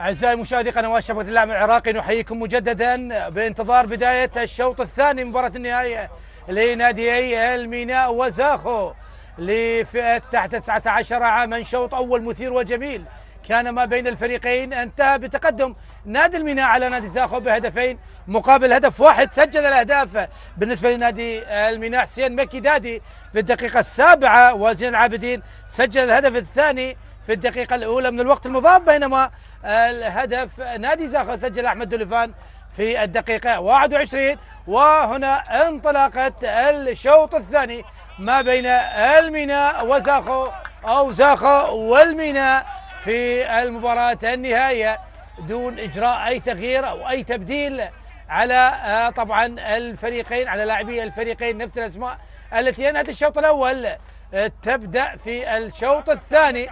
كرة الآن لمصلحة نادي زاخو، زاخو الباحث عن التعديل، هل ينجح بتعديل النتيجة أم نادي الميناء يبقى متقدم أو يعزز تقدمه بهدف آخر؟ أكيد يعني كل هذه الأحداث سوف تأتيكم عبر قناتكم قناة الرياضية العراقية. نادي زاخو في حراسة المرمى ريبين مسعود، سامان أمين، منصور شادر، هونر عبد الكريم، ريان حسين، أحمد دوليفان، سامي وليد، محمد ديندار، دولار مردان، عمر صالح، داود سليمان. بينما تشكيلة نادي الميناء مهيمن حاتم، محمد مالك، زين العابدين، حسين، مقتدى حيدر، حبيب شعلان، ومحمد كامل، مهدي عدنان الذي استبدل ودخل عبد الله عمار، وحسين مكي، وزين العابدين جاسم، وباقر سبع. تلعب الكرة طويلة من ريبين مسعود، قلنا الرأسية لمصلحة أحمد أو داود سليمان. داود سليمان يحاول المرور من أمام زين العابدين، عادت لمصلحة دلاور، دلاور مردان، دلاور مردان يحاول المرور لكن قطعت الكرة، قطعت الكرة، قطعت الكرة من اللاعب زين العابدين حسين. عادت من جديد لمصلحة نادي زاخو الذي يحاول منذ بداية الشوط الثاني أن يعدل النتيجة. خطأ آخر، خطأ آخر لمصلحة نادي زاخو. أبناء الخابور يبدأون بالضغط على مرمى نادي الميناء من خلال الكرات الثابتة. هل ينجح؟ هل ينجح أن يعدل النتيجة؟ صعبة، صعبة المباراة، صعبة على الفريقين، لكن شوط أول ممتع وجميل قدمه الفريقين. خطأ الآن، خطأ الآن لمصلحة نادي زاخو، الخطأ الآن. هل ينجح؟ هل ينجح زاخو أن يعدل النتيجة عن طريق هذه الكرة الثابتة؟ من على التصويب؟ من على تنفيذ هذه الكرة؟ أحمد دوليفان صاحب الهدف هو داود سليمان. كرة الآن تلعب، اصطدت ووصلت سهلة لعمار علي عبد الحسين، وصلت سهلة لعمار علي الذي نجح بالتصدي لهذه الكرة. حاول داود سليمان أن يصوب هذه الكرة، لكن كرة اصطدت ووصلت ضعيفة لمصلحة نادي الميناء. هنو يلعب الكرة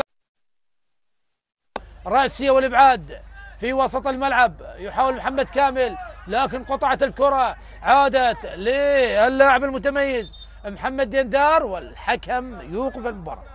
يوقف المباراة للاطمئنان على سلامة طبعا هونر عبد الكريم المدافع هونر عبد الكريم، وباقر السبع يتأكد من سلامة هونر عبد الكريم. اسقاط كرة من قبل الحكم علي صباح، طبعا نجل حكمنا الدولي السابق صباح عبد. الابن يسير على خطى والده، بالتوفيق لعلي وجميع الطاقم التحكيمي.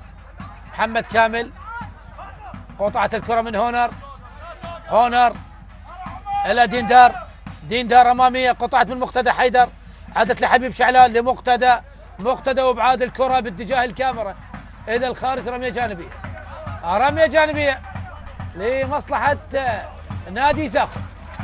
سامان أمين على تنفيذ الرمية الجانبية، يلعب الرمية الجانبية سامان، وأيضا قطعت مرة أخرى رمية جانبية لمصلحة نادي زاخو. سامان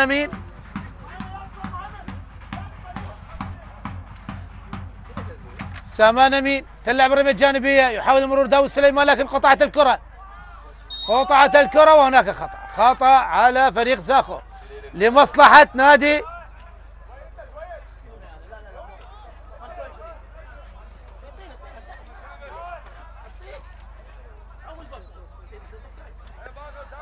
مقتدى حيدر على لعب الخطأ.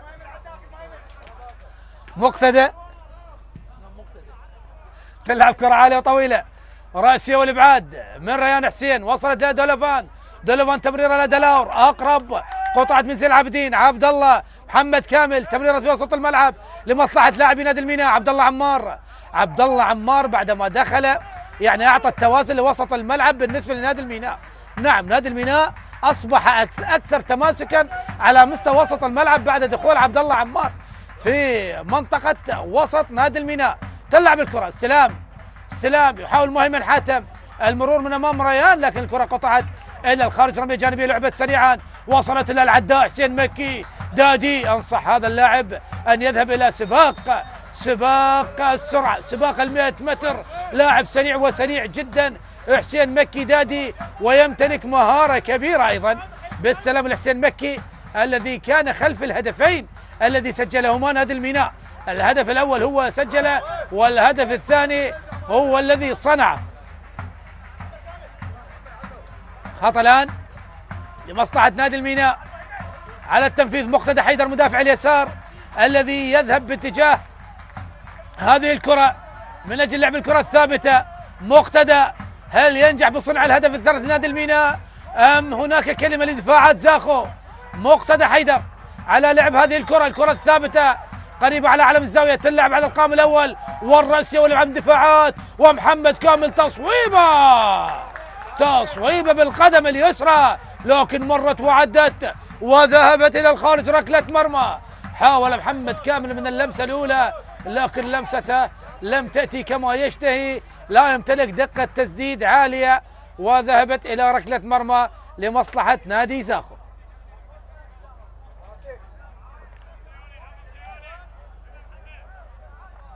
ركلة مرمى، هونر عبد الكريم يلعبها عالية، هونر باتجاه عمر صالح، لكن رأسية مقتدى حيدر ممتازة، مدافع قوي مقتدى حيدر، أبعد الكرة برأسه.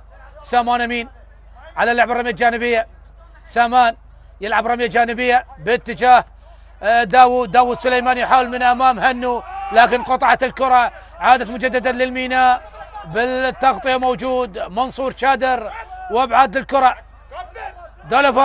دولوفان الى اللاعب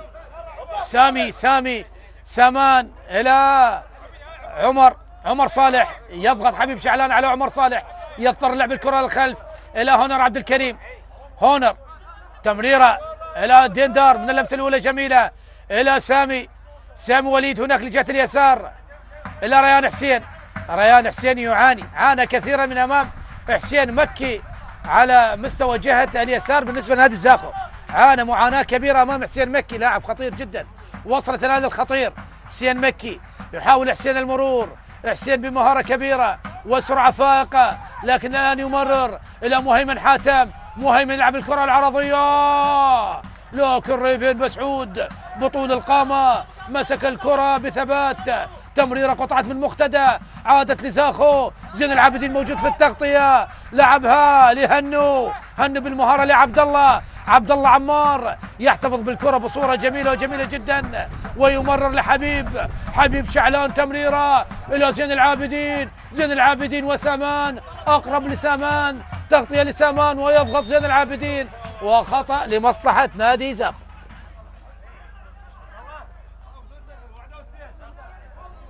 خطأ لمصلحة نادي زاخو.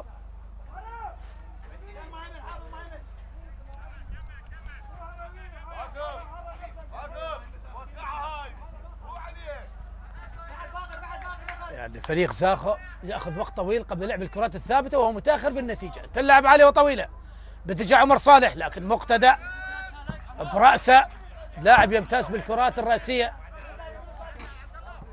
ولديه 5 أهداف اغلبها من الكرات الراسيه من مقتدى حيدر. سامان امين، سامان يلعب رميه جانبيه ايضا ابعاد من حبيب. يحاول زين العابدين من امام سامان، مر زين العابدين، مر اول وثاني، وهناك خطأ. نعم، عاد الحكم، لقطة جميلة من الحكم اللقاء علي صباح، وعاد واحتسب الكرة. نعم من الخطأ الأول، نعم من الخطأ الأول عاد واحتسب الخطأ لمصلحة نادي الميناء، لمصلحة نادي الميناء. مقتدى حيدر على لعب الخطأ. مقتدى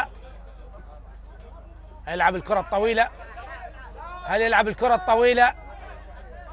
مقتدى يلعب الكرة العالية ورأسية والإبعاد، عادت إلى مهيمن حاتم. حاتم الحسين مكي، قصيرة قطعت من دلاور. دلاور يحاول المرور من أمام حسين مكي، لكن هناك خطأ على حسين مكي، خطأ على حسين مكي. نشاهد فريق زاخو يجهز لاعبين دفعة واحدة من أجل إعطاء نفس هجوم اللاعبين. نعم، تكلم عن هون الخلات واللاعب مسعود عمر مدافع، وهنا الخلات مهاجم. راسية من زين العابدين إلى حبيب شعلان، سقط حبيب شعلان، افتكت الكرة، وصلت لداود، يحاول تصويبه واصطدت ودربكة داخل منطقة الجزاء، ووصلت سهلة لعمار علي. كاد حبيب شعلان أن يقع في المحظور، كاد أن يهدي هدف التعادل لأبناء الخابور، لكن من حسن حظه لم تستغل من قبل لاعبي زاخو، تحديدا لاعب داود سليمان. كرة عالية من عمار علي، ونشاهد تبديلين دفعة واحدة. يبدأ بالتبديلات فريق زاخو، الشلهوب يبدأ بإدخال الأوراق، عمر صالح، لكن قطعت من مقتدى يقدم، طبعا دفاع قوي جدا من مقتدى حيدر. نعم، جانب دفاعي متميز من مقتدى. عادت من جديد لمصلحة زاخو إلى ديندار يحاول، ديندار مع الكرة، يتقدم ديندار، يمرر إلى ريان حسين، ريان إلى دلاور، ضغط من لاعبي نادي الميناء، وهناك خطأ لمصلحة نادي زاخو، وتبديل الآن لنادي زاخو. دخول هنا الخلات بديلا لعمر صالح، وخروج اللاعب ريان حسين. نعم، ريان حسين يخرج ويدخل مسعود عمر. عانى كثيرا ريان حسين على المستوى الدفاعي من أمام اللاعب.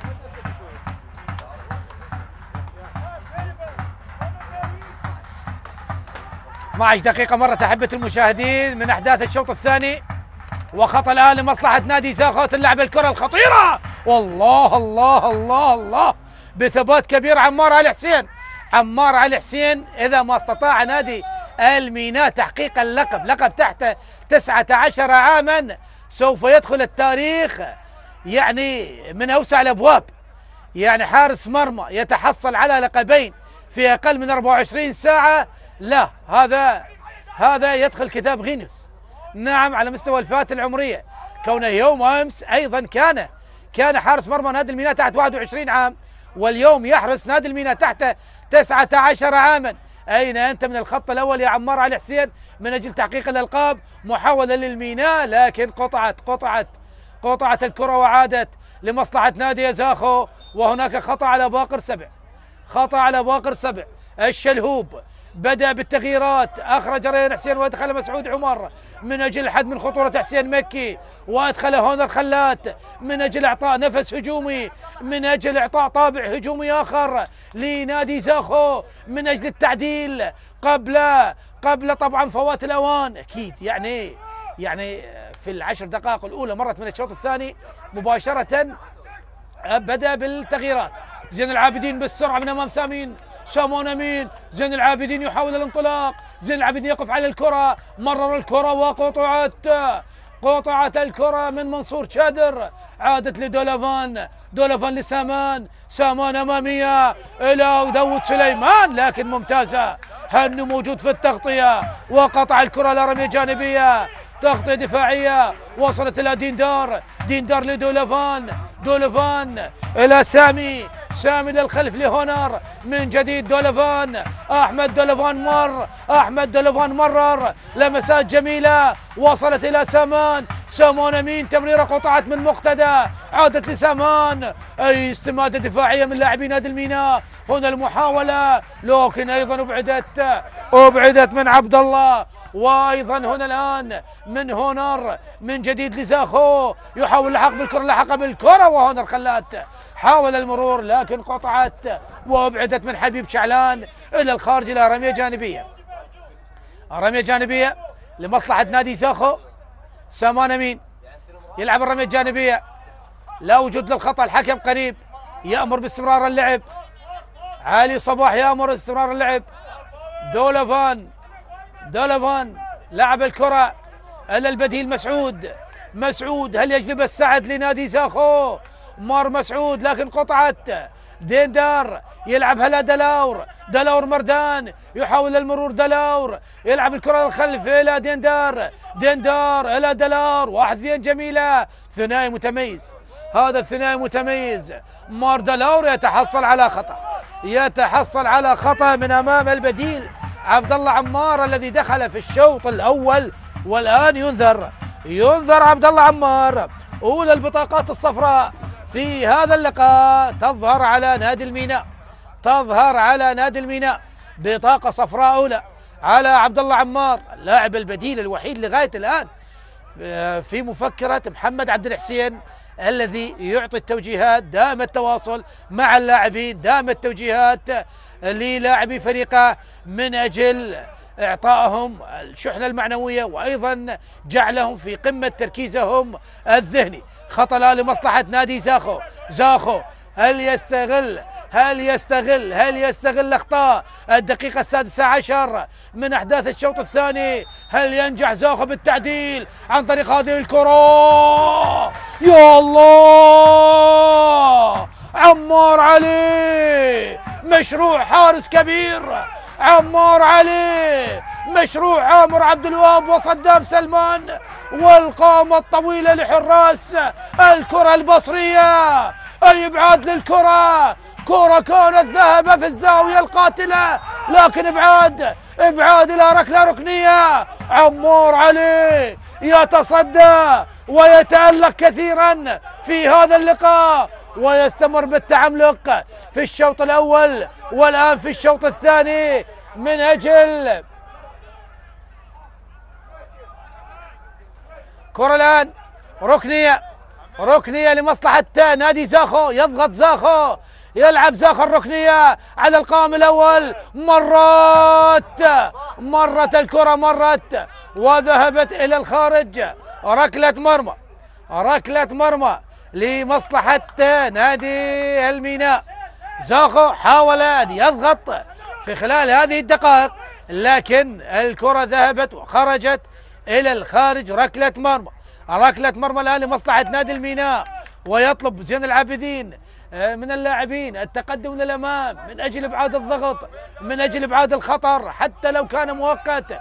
تلعب كرة عالية وطويلة، هونر بالراس وصلت إلى ديندار، استلام جميل من ديندار إلى هونر خلات إلى سامان أمين، سامان أمين مع الكرة يبحث عن الزميل، الزميل كرة قصيرة وقطعت، عادة مرتدة، حبيب شعلان يحاول لكن استماتة دفاعية من هونر عبد الكريم، والحكم علي صبوح عاد إلى اللقطة التي ارتكب بها الخطأ سامي وليد، وأشهر البطاقة الصفراء بعد دخول قوي وقوي جدا. نعم، دخول قوي وقوي جدا كان. بالسلامة لزين العابدين، أكيد كان دخول قوي من سامي وليد على زين العابدين. بالسلامة لزين العابدين صاحب الهدف الثاني، وأيضا طبعا هو لاعب منتخبنا للناشئين. زين العابدين لاعب متميز جدا، سجل الهدف الثاني بطريقة جميل لا يفعلها سوى الكبار. الميناء لغاية الآن يسجل التاريخ. الميناء لغاية الآن متقدم، لكن ما زال الأمر مبكر جدا. زاخو لديه كل الإمكانيات والأدوات أن يعود بالنتيجة، والميناء لغاية الآن يدافع عن التقدم بالنتيجة 2 مقابل هدف 1 من أجل إحراز لقب ثاني على التوالي، وخلال 24 ساعة يحرز لقبين. وأيضا هناك نهاية آخر لصغار الميناء، لناشئين الميناء يوم غد إن شاء الله. الميناء والقوة الجوية كلاسيكو خاص ما بين المدرستين، القوة الجوية والميناء، كلاسيكو الأزرقين. كرة الآن باقر سبع من أمام اللاعب سامان أمين، وباقر سبع لعبها للخارج، ركلة مرمى. ريبين مسعود الذي قبل هذا اللقاء حافظ على إضافة شباكه ب10 مباريات. نعم، كرة الآن تلعب الكرة أمامية، وصلت إلى دلاور مردان إلى داود سليمان يحاول المرور، قطعت الكرة وأبعدت من حبيب شعلان، وصلت زين العابدين لمقتدى يحاول، مهارة كبيرة من مقتدى، لاعب ممتاز بجانب الأيسر. نعم، دائما مدافعين، دائما الكرة البصرية تنجب لنا مدافعين يسار على مستوى عالي، وصلوا للمنتخبات الوطنية. كرة أمامية لكن سهل الحارس عمار علي،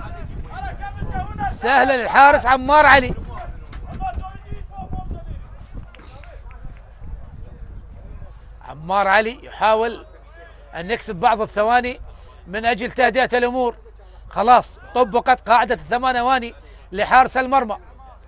تلعب الكرة طويلة من عمار علي، مسعود من أمام حسين مكي، مسعود يحاول سيطر على كرة، مسعود من أمام حسين مكي يحاول الحد من خطورة حسين مكي. صعب جدا إيقاف هذا اللاعب، لاعب خطير جدا. خطأ الآن لمصلحة نادي زاخو. تلعب قصيرة، أحمد دوليفان مع الكرة، تغيير اللعب لسامان أمين هنا من جهة اليمين. سامان أمين اللي ينطلق من جهة اليمين، يلعب الكرة لكن سهلة، حاول لعب الكرة لداود سليمان، لكن الكرة لم تصل لداود، وإنما وصلت للحارس عمار علي.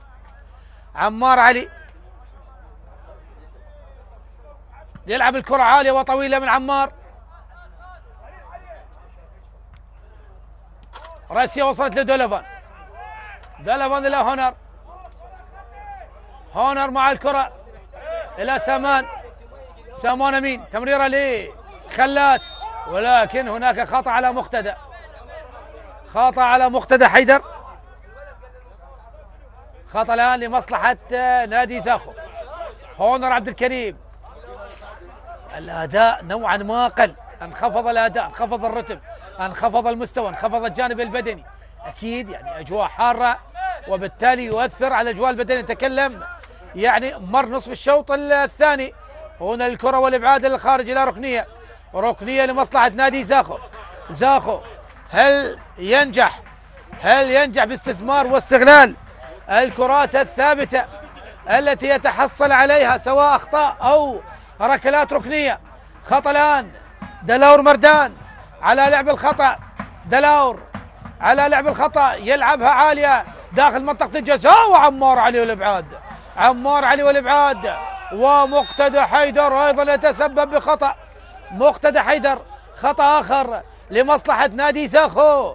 اخطر اخطر اخطر اخطر من الركلة الركنية هذا الخطأ، نعم قريب على منطقة الجزاء. هل يستغل من قبل لاعبي نادي زاخو ام هناك عمار علي ودفاعات السفانة، دفاعات الميناء من اجل الحفاظ على التقدم، من اجل الدفاع عن هذه النتيجة؟ هل ينجح عمار علي بابعاد الخطر ودفاعات الميناء ام هناك كلام لمهاجمي نادي زاخو للاعبي ابناء الخابور على الكرة؟ دندار يلعب الكرة والابعاد من زين العابدين ابعد الكرة زين العابدين الى الخارج الى ركلة ركنية. يضغط الان زاخو والحكم علي صباح ينبه ويوجه اللاعبين. ركنية اخرى لزاخو تلعب من دندار على القائم الاول والابعاد من زين العابدين.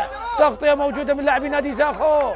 يضغط حسين مكي، تلعب امامية الى دندار. ماذا تفعل يا دندار؟ باقر سبع لمصلحة نادي الميناء. باقر يحاول المرور، باقر يبحث عن مرور، لكن قطعت الكرة من منصور شادر. عادت إلى دندار الذي كاد أن يتسبب بهدف ثالث لمصلحة نادي الميناء، لكن منصور شادر عاد وأحبط محاولة نادي الميناء. كرة الآن لمصلحة نادي زاخو، عادت لسامان أمين يلعب الكرة سامان من جديد إلى هونر عبد الكريم في وسط الملعب. سامي وليد لم يسيطر على الكرة، عادت لحسين مكي، وحسين مكي بالعقل وبالرشاقة وبالمهارة يتحصل على خطأ في وسط الملعب من أجل كسب بعض الثواني، من أجل تهدئة الأمور، من أجل إبطاء الرتم. والحكم علي صباح يعطي دقيقة الكولينج بريك من أجل شرب المياه وأيضا الراحة.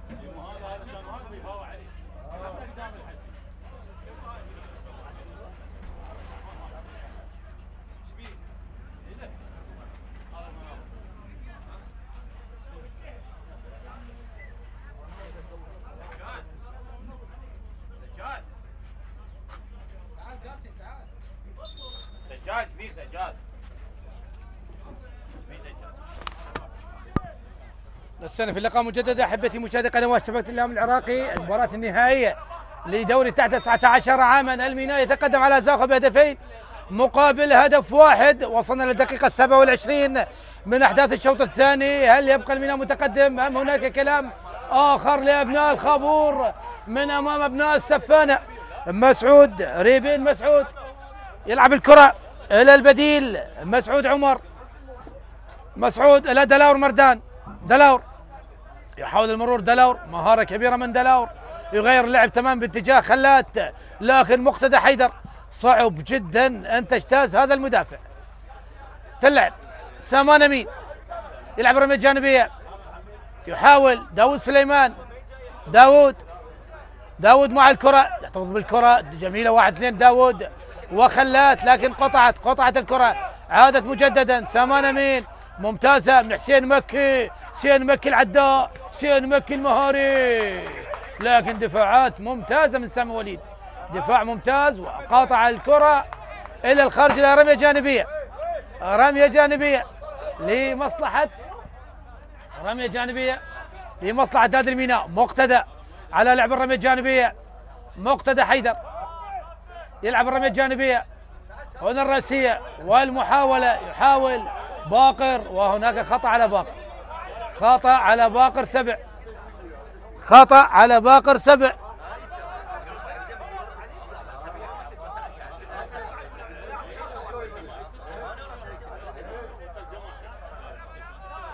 خطأ الآن هونر عبد الكريم على لعب الخطأ، هونر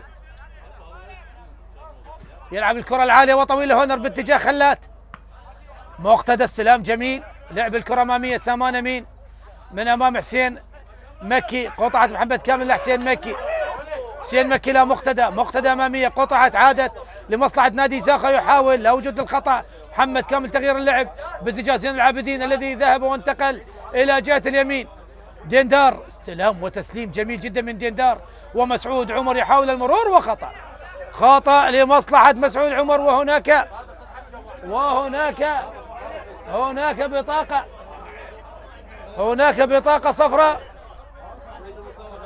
بطاقة صفراء على اللاعب مهيمن حاتم مدافع يمين نادي الميناء.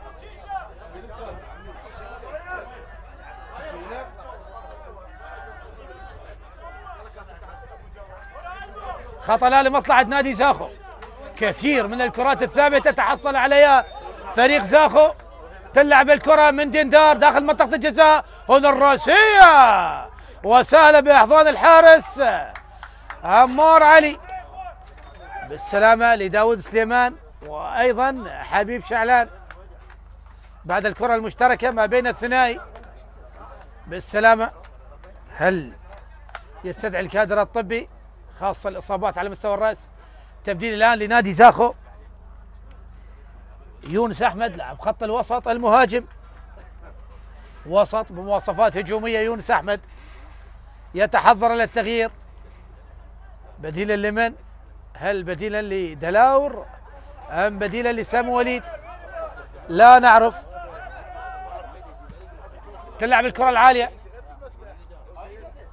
يحاول زين العابدي من أمام مسعود عمر بعدما دخل، وهنا خطأ على مسعود عمر، هل تستحق البطاقة الصفراء في هذا اللقطة؟ هنا التبديل الآن يدخل يونس أحمد وخروج سامي وليد، يونس أحمد يدخل الآن لاعب خط وسط لكن مواصفات هجوميا، بديلا لسامي وليد، خطأ الآن لمصلحة نادي الميناء.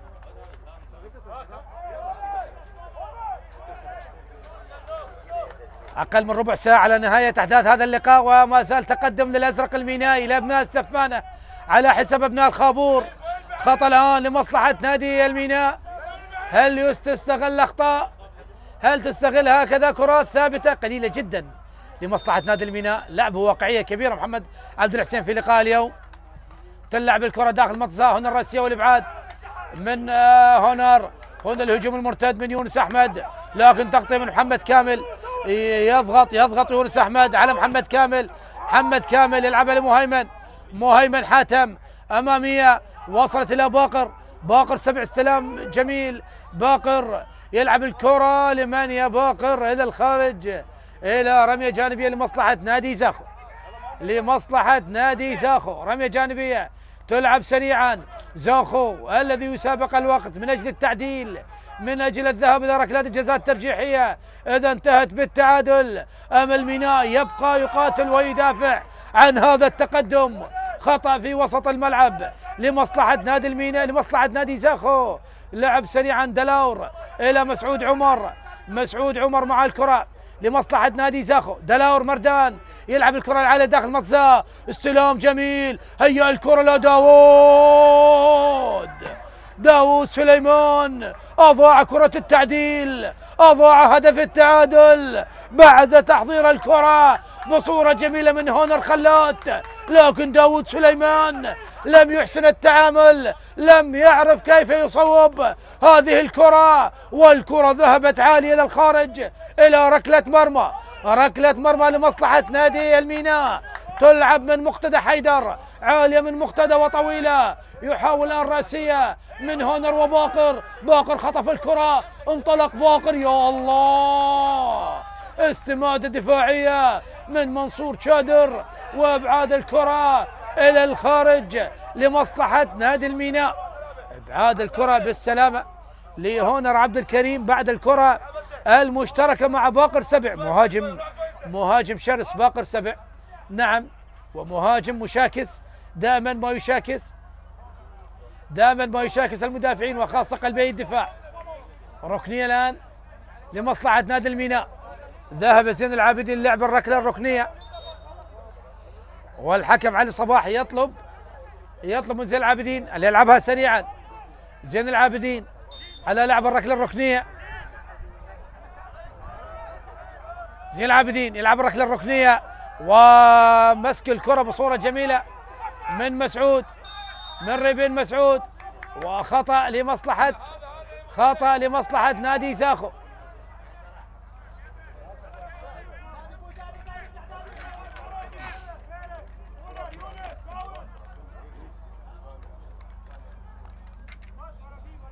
تلعب الكرة العالية من هونر، رأسية من مقتدى إلى حبيب، يضغط يونس على حبيب، لكن حبيب استلام وتسليم لزين العابدين، قطعت من سامان، عادت إلى هونر خلات، يحاول المرور، هونر يلعب الكرة العرضية واستلام غير جيد من دلاور مردان. تبديل آخر لمحمد عبد الحسين مدرب نادي الميناء.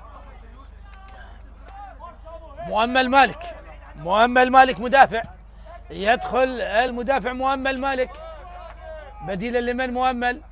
تلعب الكرة والابعاد من هونر عبد الكريم، رأسية يحاول محمد كامل، لكن ديندار، ما زالت الكرة ما بين لاعبي نادي الميناء ونادي زاخو ومسعود.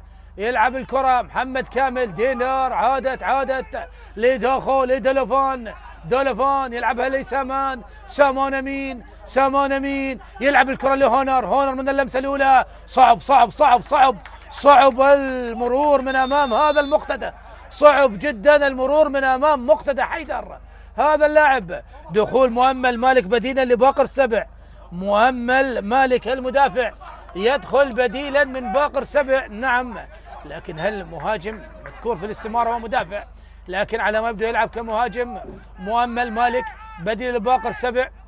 كرة الآن منصور شادر لمسعود عمر، مرور جميل، مسعود ما زال يحتفظ بالكرة، مرور الأول والثاني، يا الله على هذا الجانب المهاري من مسعود عمر الذي مر من الأول والثاني والثالث، واضطر محمد هنو أن يتسبب بالعرقلة من أجل إيقاف هذا المهاري. بطاقة صفراء أخرى على لاعبي نادي الميناء، يعني البطاقة الصفراء الثالثة بعد مهدي عدنان ومحمد هنو ومهيمن حاتم، 3 بطاقات صفراء لغاية الآن على لاعبي نادي الميناء. خطأ لمصلحة زاخو. هل يصوب من هذه المسافة؟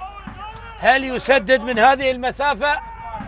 والشلهوب يصرخ ويطلب من اللاعب أن يشوت باتجاه المرمى، باتجاه عمار علي. ديندار هل هو الذي سوف يصوب؟ القائد هو الذي سوف يتكفل بهذه الكرة. ديندار يتركها، تلعب الكرة،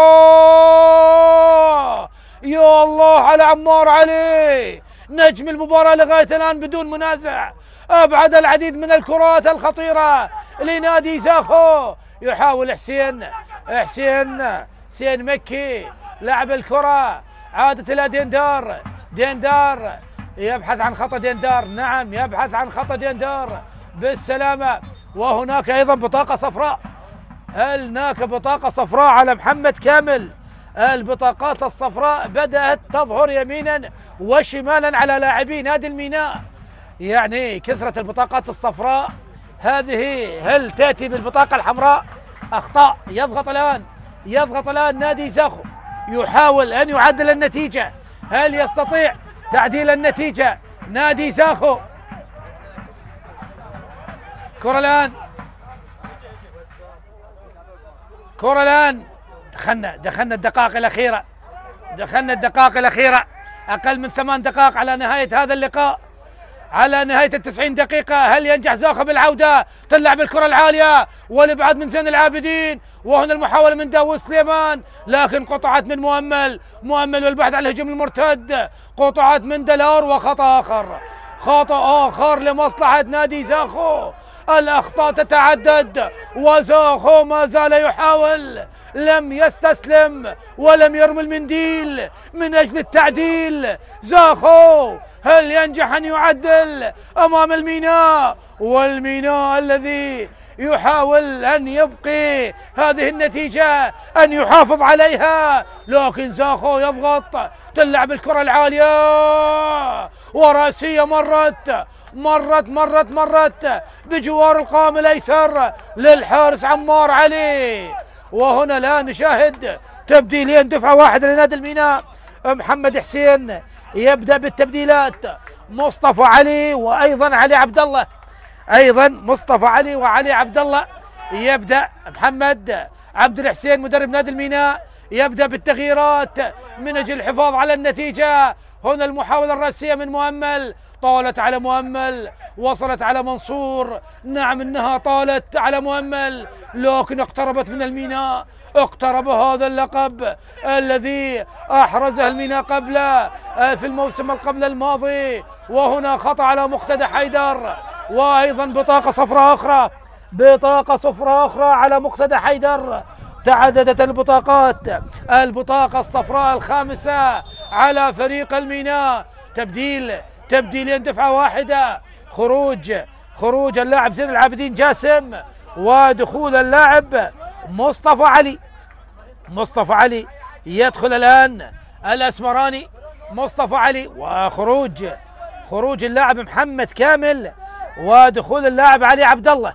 خلاص محمد عبد الحسين مدرب نادي الميناء بدأ يفكر بالدفاع، بدأ يفكر كيف يحافظ على النتيجة من خلال هذه التبديلات التي فيها الشق الدفاعي. أكيد نتكلم عن 5 دقائق أخيرة. بالسلام لاعب نادي الميناء، وأيضا هناك بطاقة صفراء على أحد لاعبي نادي زاخو. السلامة.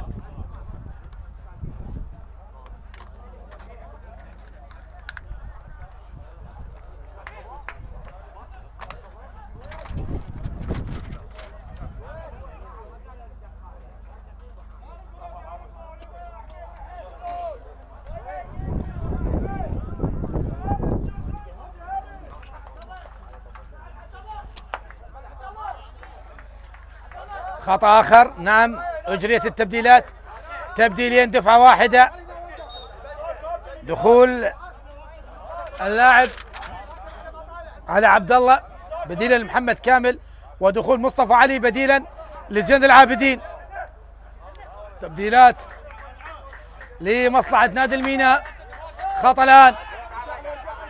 خطأ الآن لمصلحة نادي زاخو. هونر عبد الكريم على لعب الخطأ. تلعب الكرة العالية وطويلة داخل منطقة الجزاء، والمطالب بركلة جزاء، لكن الحكم يقول لا وجود لشيء ويأمر باستمرارية اللعب.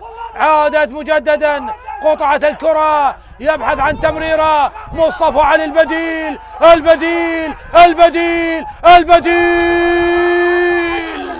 حذر يا مصطفى أن تندم على هذه الانفرادة، أن تندم على كرة المباراة. حذر يا مصطفى، أنا حذرتك بعد ضياع هذه الكرة وتألق كبير من الحارس ريبين مسعود الذي يبقي على آمال زاخو في هذا اللقاء، على آمال زاخو بالحصول على اللقب بعد إبعاد رائع من ريبين مسعود لكرة انفراد من مصطفى علي، واعتراض شديد من الكادر التدريبي والإداري لنادي زاخو بعد الكرة الأخيرة. وعلي صباح يطلب من الكادر التدريبي والإداري الهدوء، وأيضا بطاقة صفراء على وارث غني مدير الفريق بعد هذا الاعتراض. يعني خلاص هدوا يا شباب، أنتم تعملون مع الفئات العمرية، يجب أن تكونون أكثر انضباطا، أن تكونون هادئين تماما، كونكم قدوة لهؤلاء الشباب، لهؤلاء الصغار، وبالتالي يجب أن تكونوا طبعا في كامل الهدوء، خاصة هكذا مباراة نهائية. الآن ركنية، مقتدى حيدر على تنفيذ الركلة الركنية، مقتدى المتخصص بهكذا كرات تلعب من مقتدى عالية، وأنا المحاولة الرأسية، ولكن هناك خطأ لمصلحة نادي زاخو، وهناك لاعبان ساقطان على أرضية الملعب، واحد من زاخو والآخر من الميناء. بالسلامة للاعبين وجميع الموجودين هنا في ملعب نادي أمارة بغداد. طبعا أكيد يعني الشكر موصول لإدارة نادي أمارة بغداد التي تحتضن هذا نهائي تحت 19 عاما. بالسلامة، ينهضان بالسلامة ويطمن على سلامتهما الحكم علي صباح، نجل حكمنا الدولي صباح عبد. خطأ الآن لمصلحة نادي زاخو، دقائق أخيرة على نهاية أحداث هذا اللقاء. كم سوف يضيف الحكم على أحداث الشوط الثاني؟ هنا الرأسية والإبعاد من علي عبد الله، وصلت لمقتدى، نعم خطأ على سامان أمين، إعثار على سامان أمين، وهناك بطاقة صفراء على سامان أمين، بعد هذا الإعثار. بالسلامة لمقتدى حيدر. كم سوف يضيف حكم اللقاء؟ الحكم الرابع أحمد حسن يتحضر لإعلان 7 دقائق كوقت مضاف. نعم، ندخل في مباراة أخرى. 7 دقائق من الممكن أن نشاهد فيها كل شيء. هل هذه 7 دقائق تكون كافية لزاخو أن يعدل، أم يبقى الميناء متقدم ويحافظ على تقدمه؟ مقتدى حيدر يلعبها رأسية، وصلت لمؤمل، قطعت، عادت سهلة للحارس ريبين مسعود، تلعب الكرة العالية من ريبين إلى الخارج إلى رمية جانبية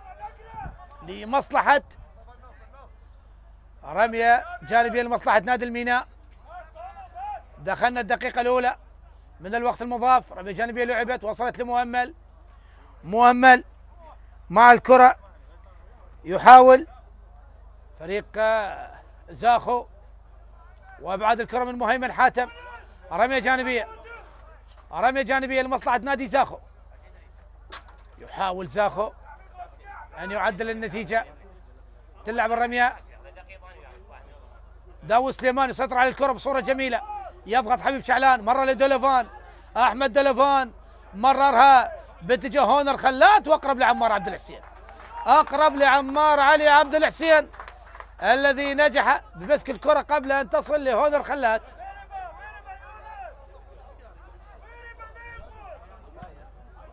ركلة طويلة من عمار. مؤمل يلعبها لمصطفى علي، مصطفى الأسمراني يحاول المرور، طبعا السيد نواف، نعم السيد نواف فلاح، هذا الأسمراني مصطفى علي نفس الستايل تقريبا، أيضا نفس الرشاقة، نفس الجسم، وحاول بهذه الكرة لكن إلى الخارج. عادت مصلحة نادي زاخو.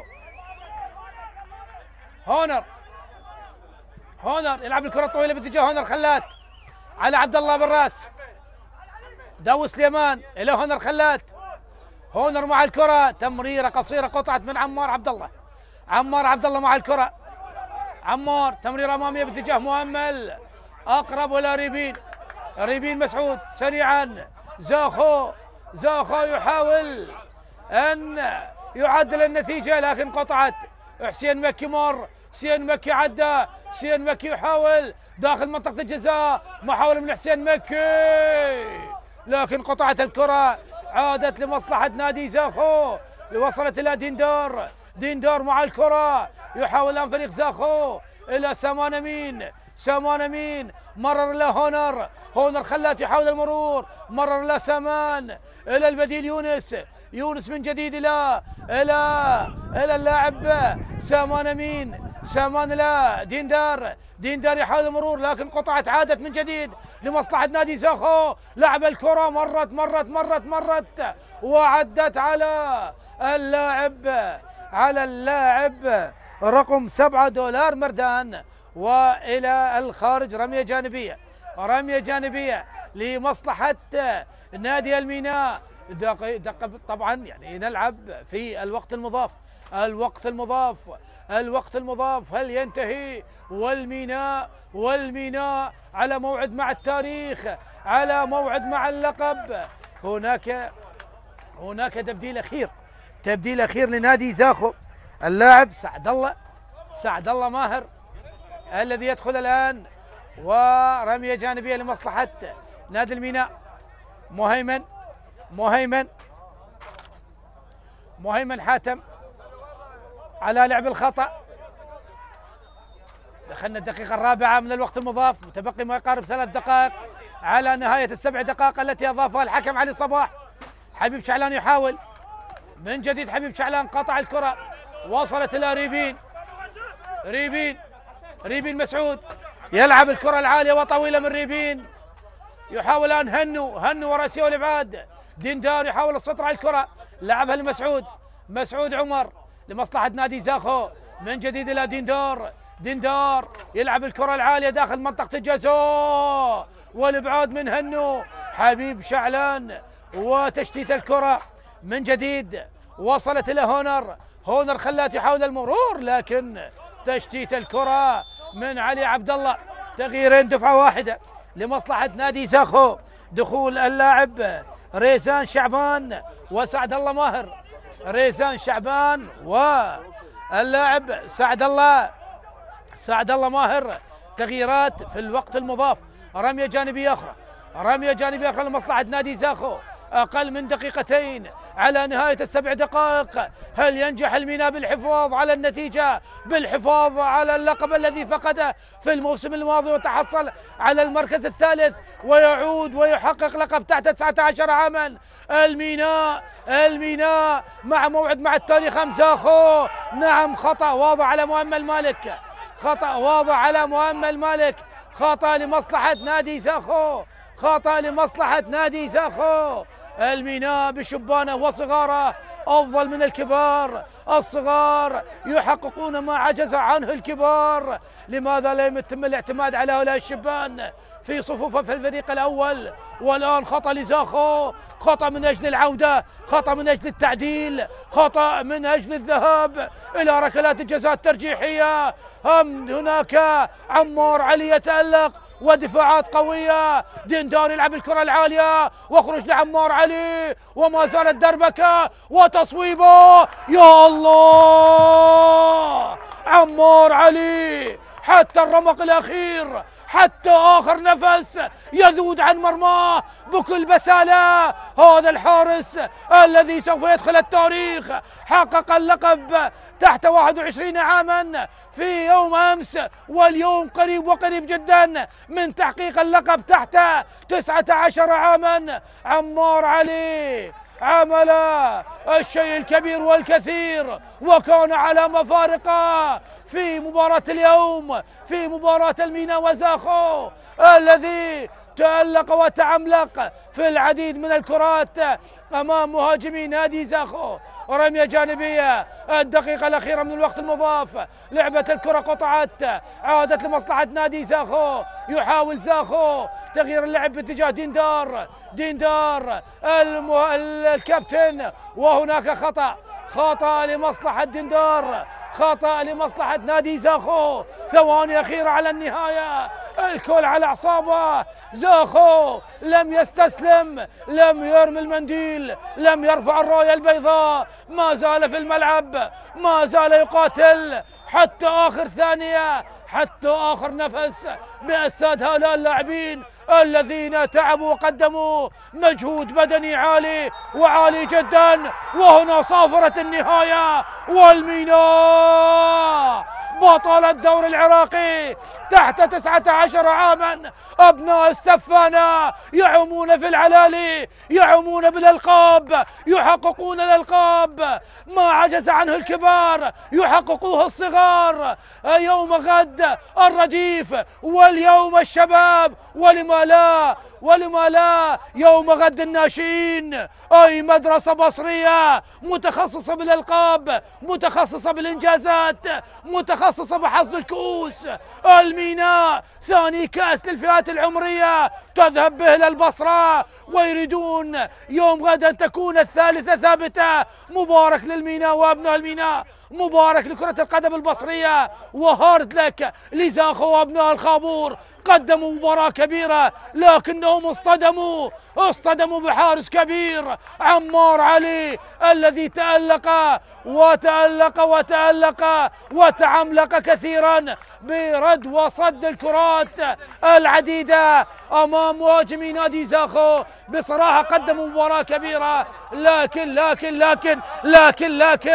هناك حارس مرمى عمار علي الذي ذاد عن مرماه بكل بسالة، بكل نفس، بكل قطعة من جسده، من أجل تحقيق اللقب، من أجل تحقيق هذا اللقب الذي فقده أبناء السفانة في الموسم الماضي. لكن في هذا الموسم عاد اللقب من جديد لأبناء السفانة. أحبة المشاهدين، دقائق ونعود إليكم مجددا، وطبعا التتويج للميناء وأيضا التتويج لنادي زاخو الذي حقق المركز الثاني.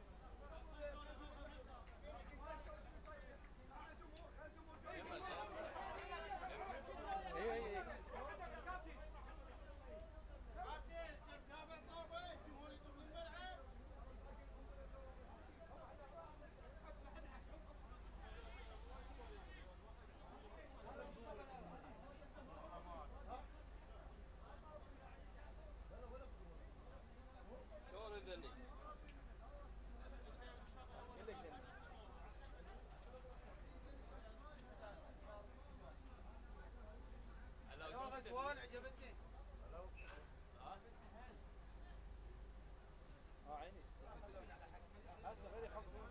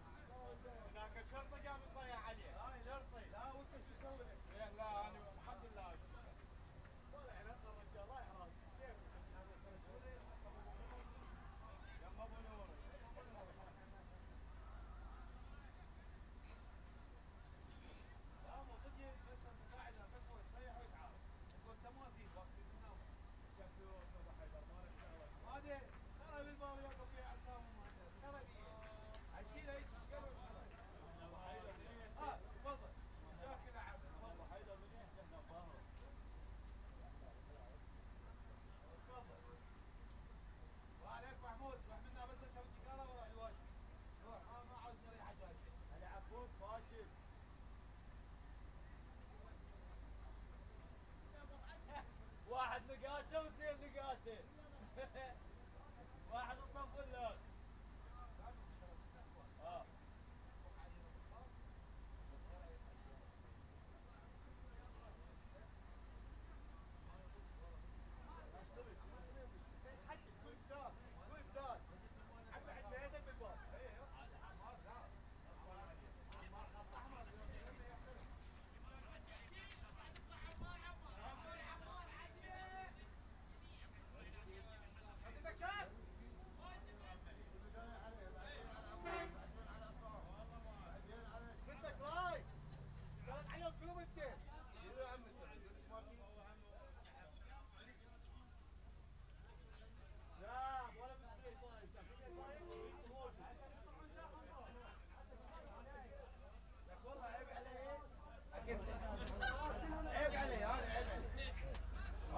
المدير يقول لك واحد رجال شاي.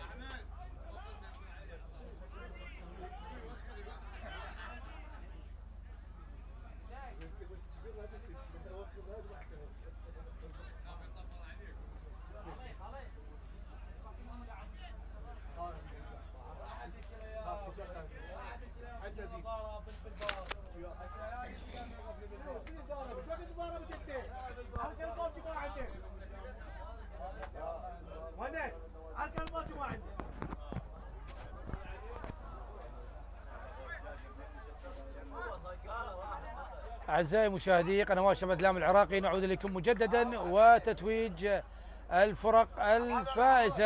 الميناء بطلا للدوري العراقي تحت 19 عاما، وزاخو في الوصافة. ملك الثاني بصراحة مباراة جميلة قدم الفريقين، مباراة استمتعنا بها كثيرا. رجل المباراة كان بلا منازع اللاعب الحارس عمار علي، حارس مرمى نادي الميناء والكابتن والقائد الذي أحرز طبعا لقبه الثاني خلال 24 ساعة. يوم أمس حقق لقب الدوري العراقي تحت 21 عام، واليوم يحقق اللقب الثاني تحت 19 عاما، حارس مرمى كبير ونتمنى له السلامة، وشاهد روح رياضية كبيرة من فريق الميناء تجاه زملائهم وأحبابهم لاعبي نادي زاخو بعمل ممر شرفي من أجل تحيتهم. أكيد فريق زاخو قدموا مباراة كبيرة وكبيرة جدا، لكن اصطدموا بحارس مرمى كبير عمار علي. الآن طبعا تكريم الطاقم التحكيمي الذي قاد هذا اللقاء بقيادة الحكم طبعا علي صباح نجل، حكمنا الدولي صباح عبد، وكذلك الحكم المساعد الأول أبو بكر حسين، والحكم المساعد الثاني علي كريم، والحكم الرابع أحمد حسن. أكيد تقليد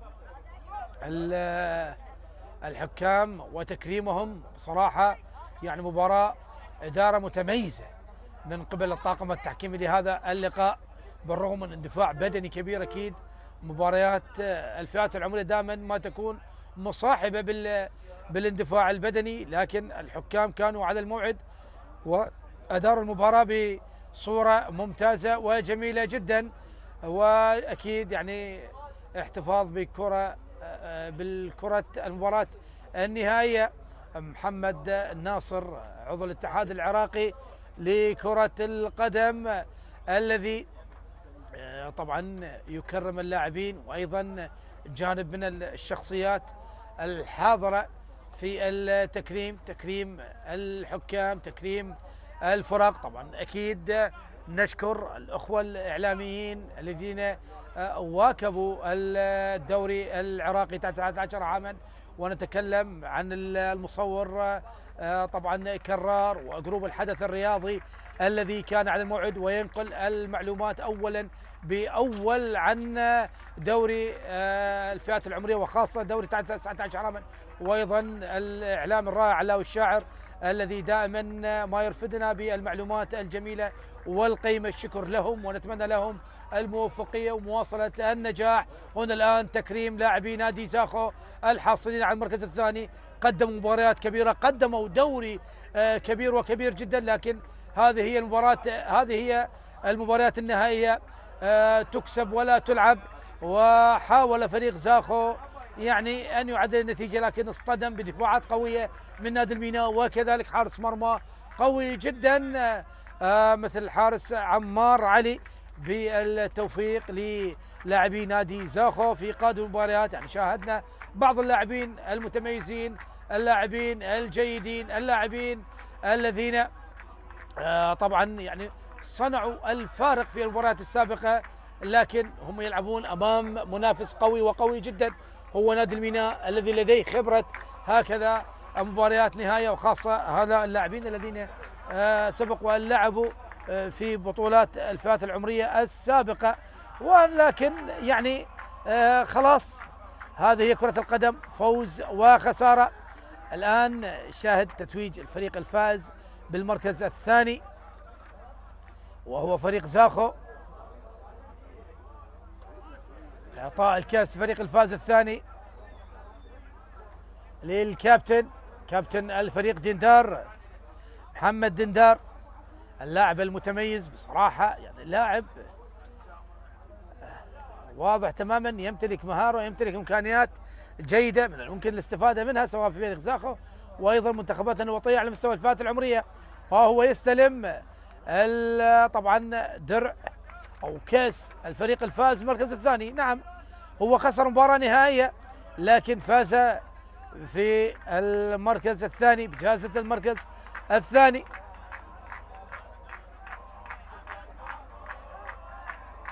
طبعا أكيد هدية لأمن الملاعب، هذه المديرية التي دائما ما تعمل كثيرا خلف الكواليس، الجنود المجهولين، من أجل تأمين المباريات، تأمين البطولات وإخراجها بأحلى حلة.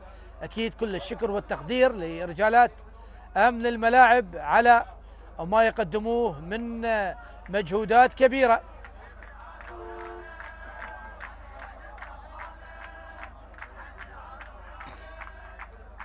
الآن تتويج أبناء الميناء، أبناء السفانة، أبناء البصرة. اليوم الكأس الثاني خلاص يذهب باتجاه البصرة بعد يوم أمس دوري الرديف تحت 21 عام حقق اللقب وذهب إلى البصرة، واليوم أيضا يتحقق اللقب تحت 19 عاما ويذهب اللقب باتجاه البصرة.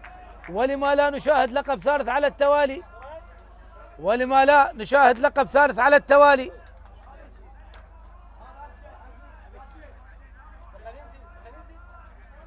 على مستوى الناشئين تحت 17 عاما المباراة النهائية يوم غد إن شاء الله ما بين ناشئي القوة الجوية وناشئي الميناء. الميناء هل يحققون اللقب الثالث على التوالي؟ يعني خلال 48 ساعة يحققون 3 ألقاب. لا هذا شيء كبير، شيء كبير صعب تصديقه، لكن هذه هي مدرسة الكرة البصرية. يعني ليس فقط على مستوى الرياضة، حتى ليس على مستوى فقط رياضة كرة القدم، حتى على مستوى بقية الألعاب. دائما البصرة ولادة بالنجوم، ولادة بالمواهب، وخاصة على مستوى كرة القدم. ونشاهد فرق الفئات العمرية تحقق النتائج، لكن يبقى السؤال لدى الجماهير بصورة عامة وجماهير نادي الميناء بصورة خاصة، جماهير البصرة الفيحاء، لماذا الفريق الأول يمر بأزمة نتائج؟ لماذا لا يحقق الألقاب؟ لماذا لا يحقق النتائج الجيدة؟ وخاصة لديه مدرسة كروية عتيدة تحمل، وأيضا لديها العديد من اللاعبين المتميزين، لماذا لا يتم الاعتماد عليهم؟ وما زال تتويج اللاعبين وتكريمهم وتقليدهم بميداليات الفريق الفائز بالمركز الأول من قبل ضيوف الشرف والمنصة الشرفية التي تكرم لاعبين الشبان. وهنا طبعا عمار علي عبد الحسين حارس المرمى الذي يقلد بالميدالية الفريق الفائز بالمركز الأول. والآن لحظة الحقيقة، لحظة التتويج، اللحظة التاريخية لعمار علي وللميناء، لهذا النادي العريق. والآن رفع الدرع من عمار علي الذي يهديه له الكابتن محمد ناصر ابن البصرة ابن نادي الميناء الذي نتج عن هذه المدرسة الكروية. والآن الدرع يحمله عمار علي، والآن رفع اللقب من قبل عمار علي من قبل نادي الميناء. لحظة التتويج، لحظة الفوز باللقب. مبارك لنادي الميناء ولهؤلاء الشبان، ومبارك لجماهير نادي الميناء، وأيضا مبارك لجماهير زاخو الذين حققوا المركز الثاني مع هذا فريقهم الشاب المتميز. هنا الآن تصوير اللحظات التاريخية بالأكيد، يعني أكيد إرشيف لهؤلاء الشباب، إرشيف للتاريخ، ونتمنى لهم الموفقية في قادم الاستحقاقات وقادم البطولات. وفي الختام أحييكم محبة المشاهدين، كنت معكم علي عنب معلقا لهذا اللقاء وهذه الاحتفالية الجميلة، أترككم معها، والسلام عليكم ورحمة الله وبركاته.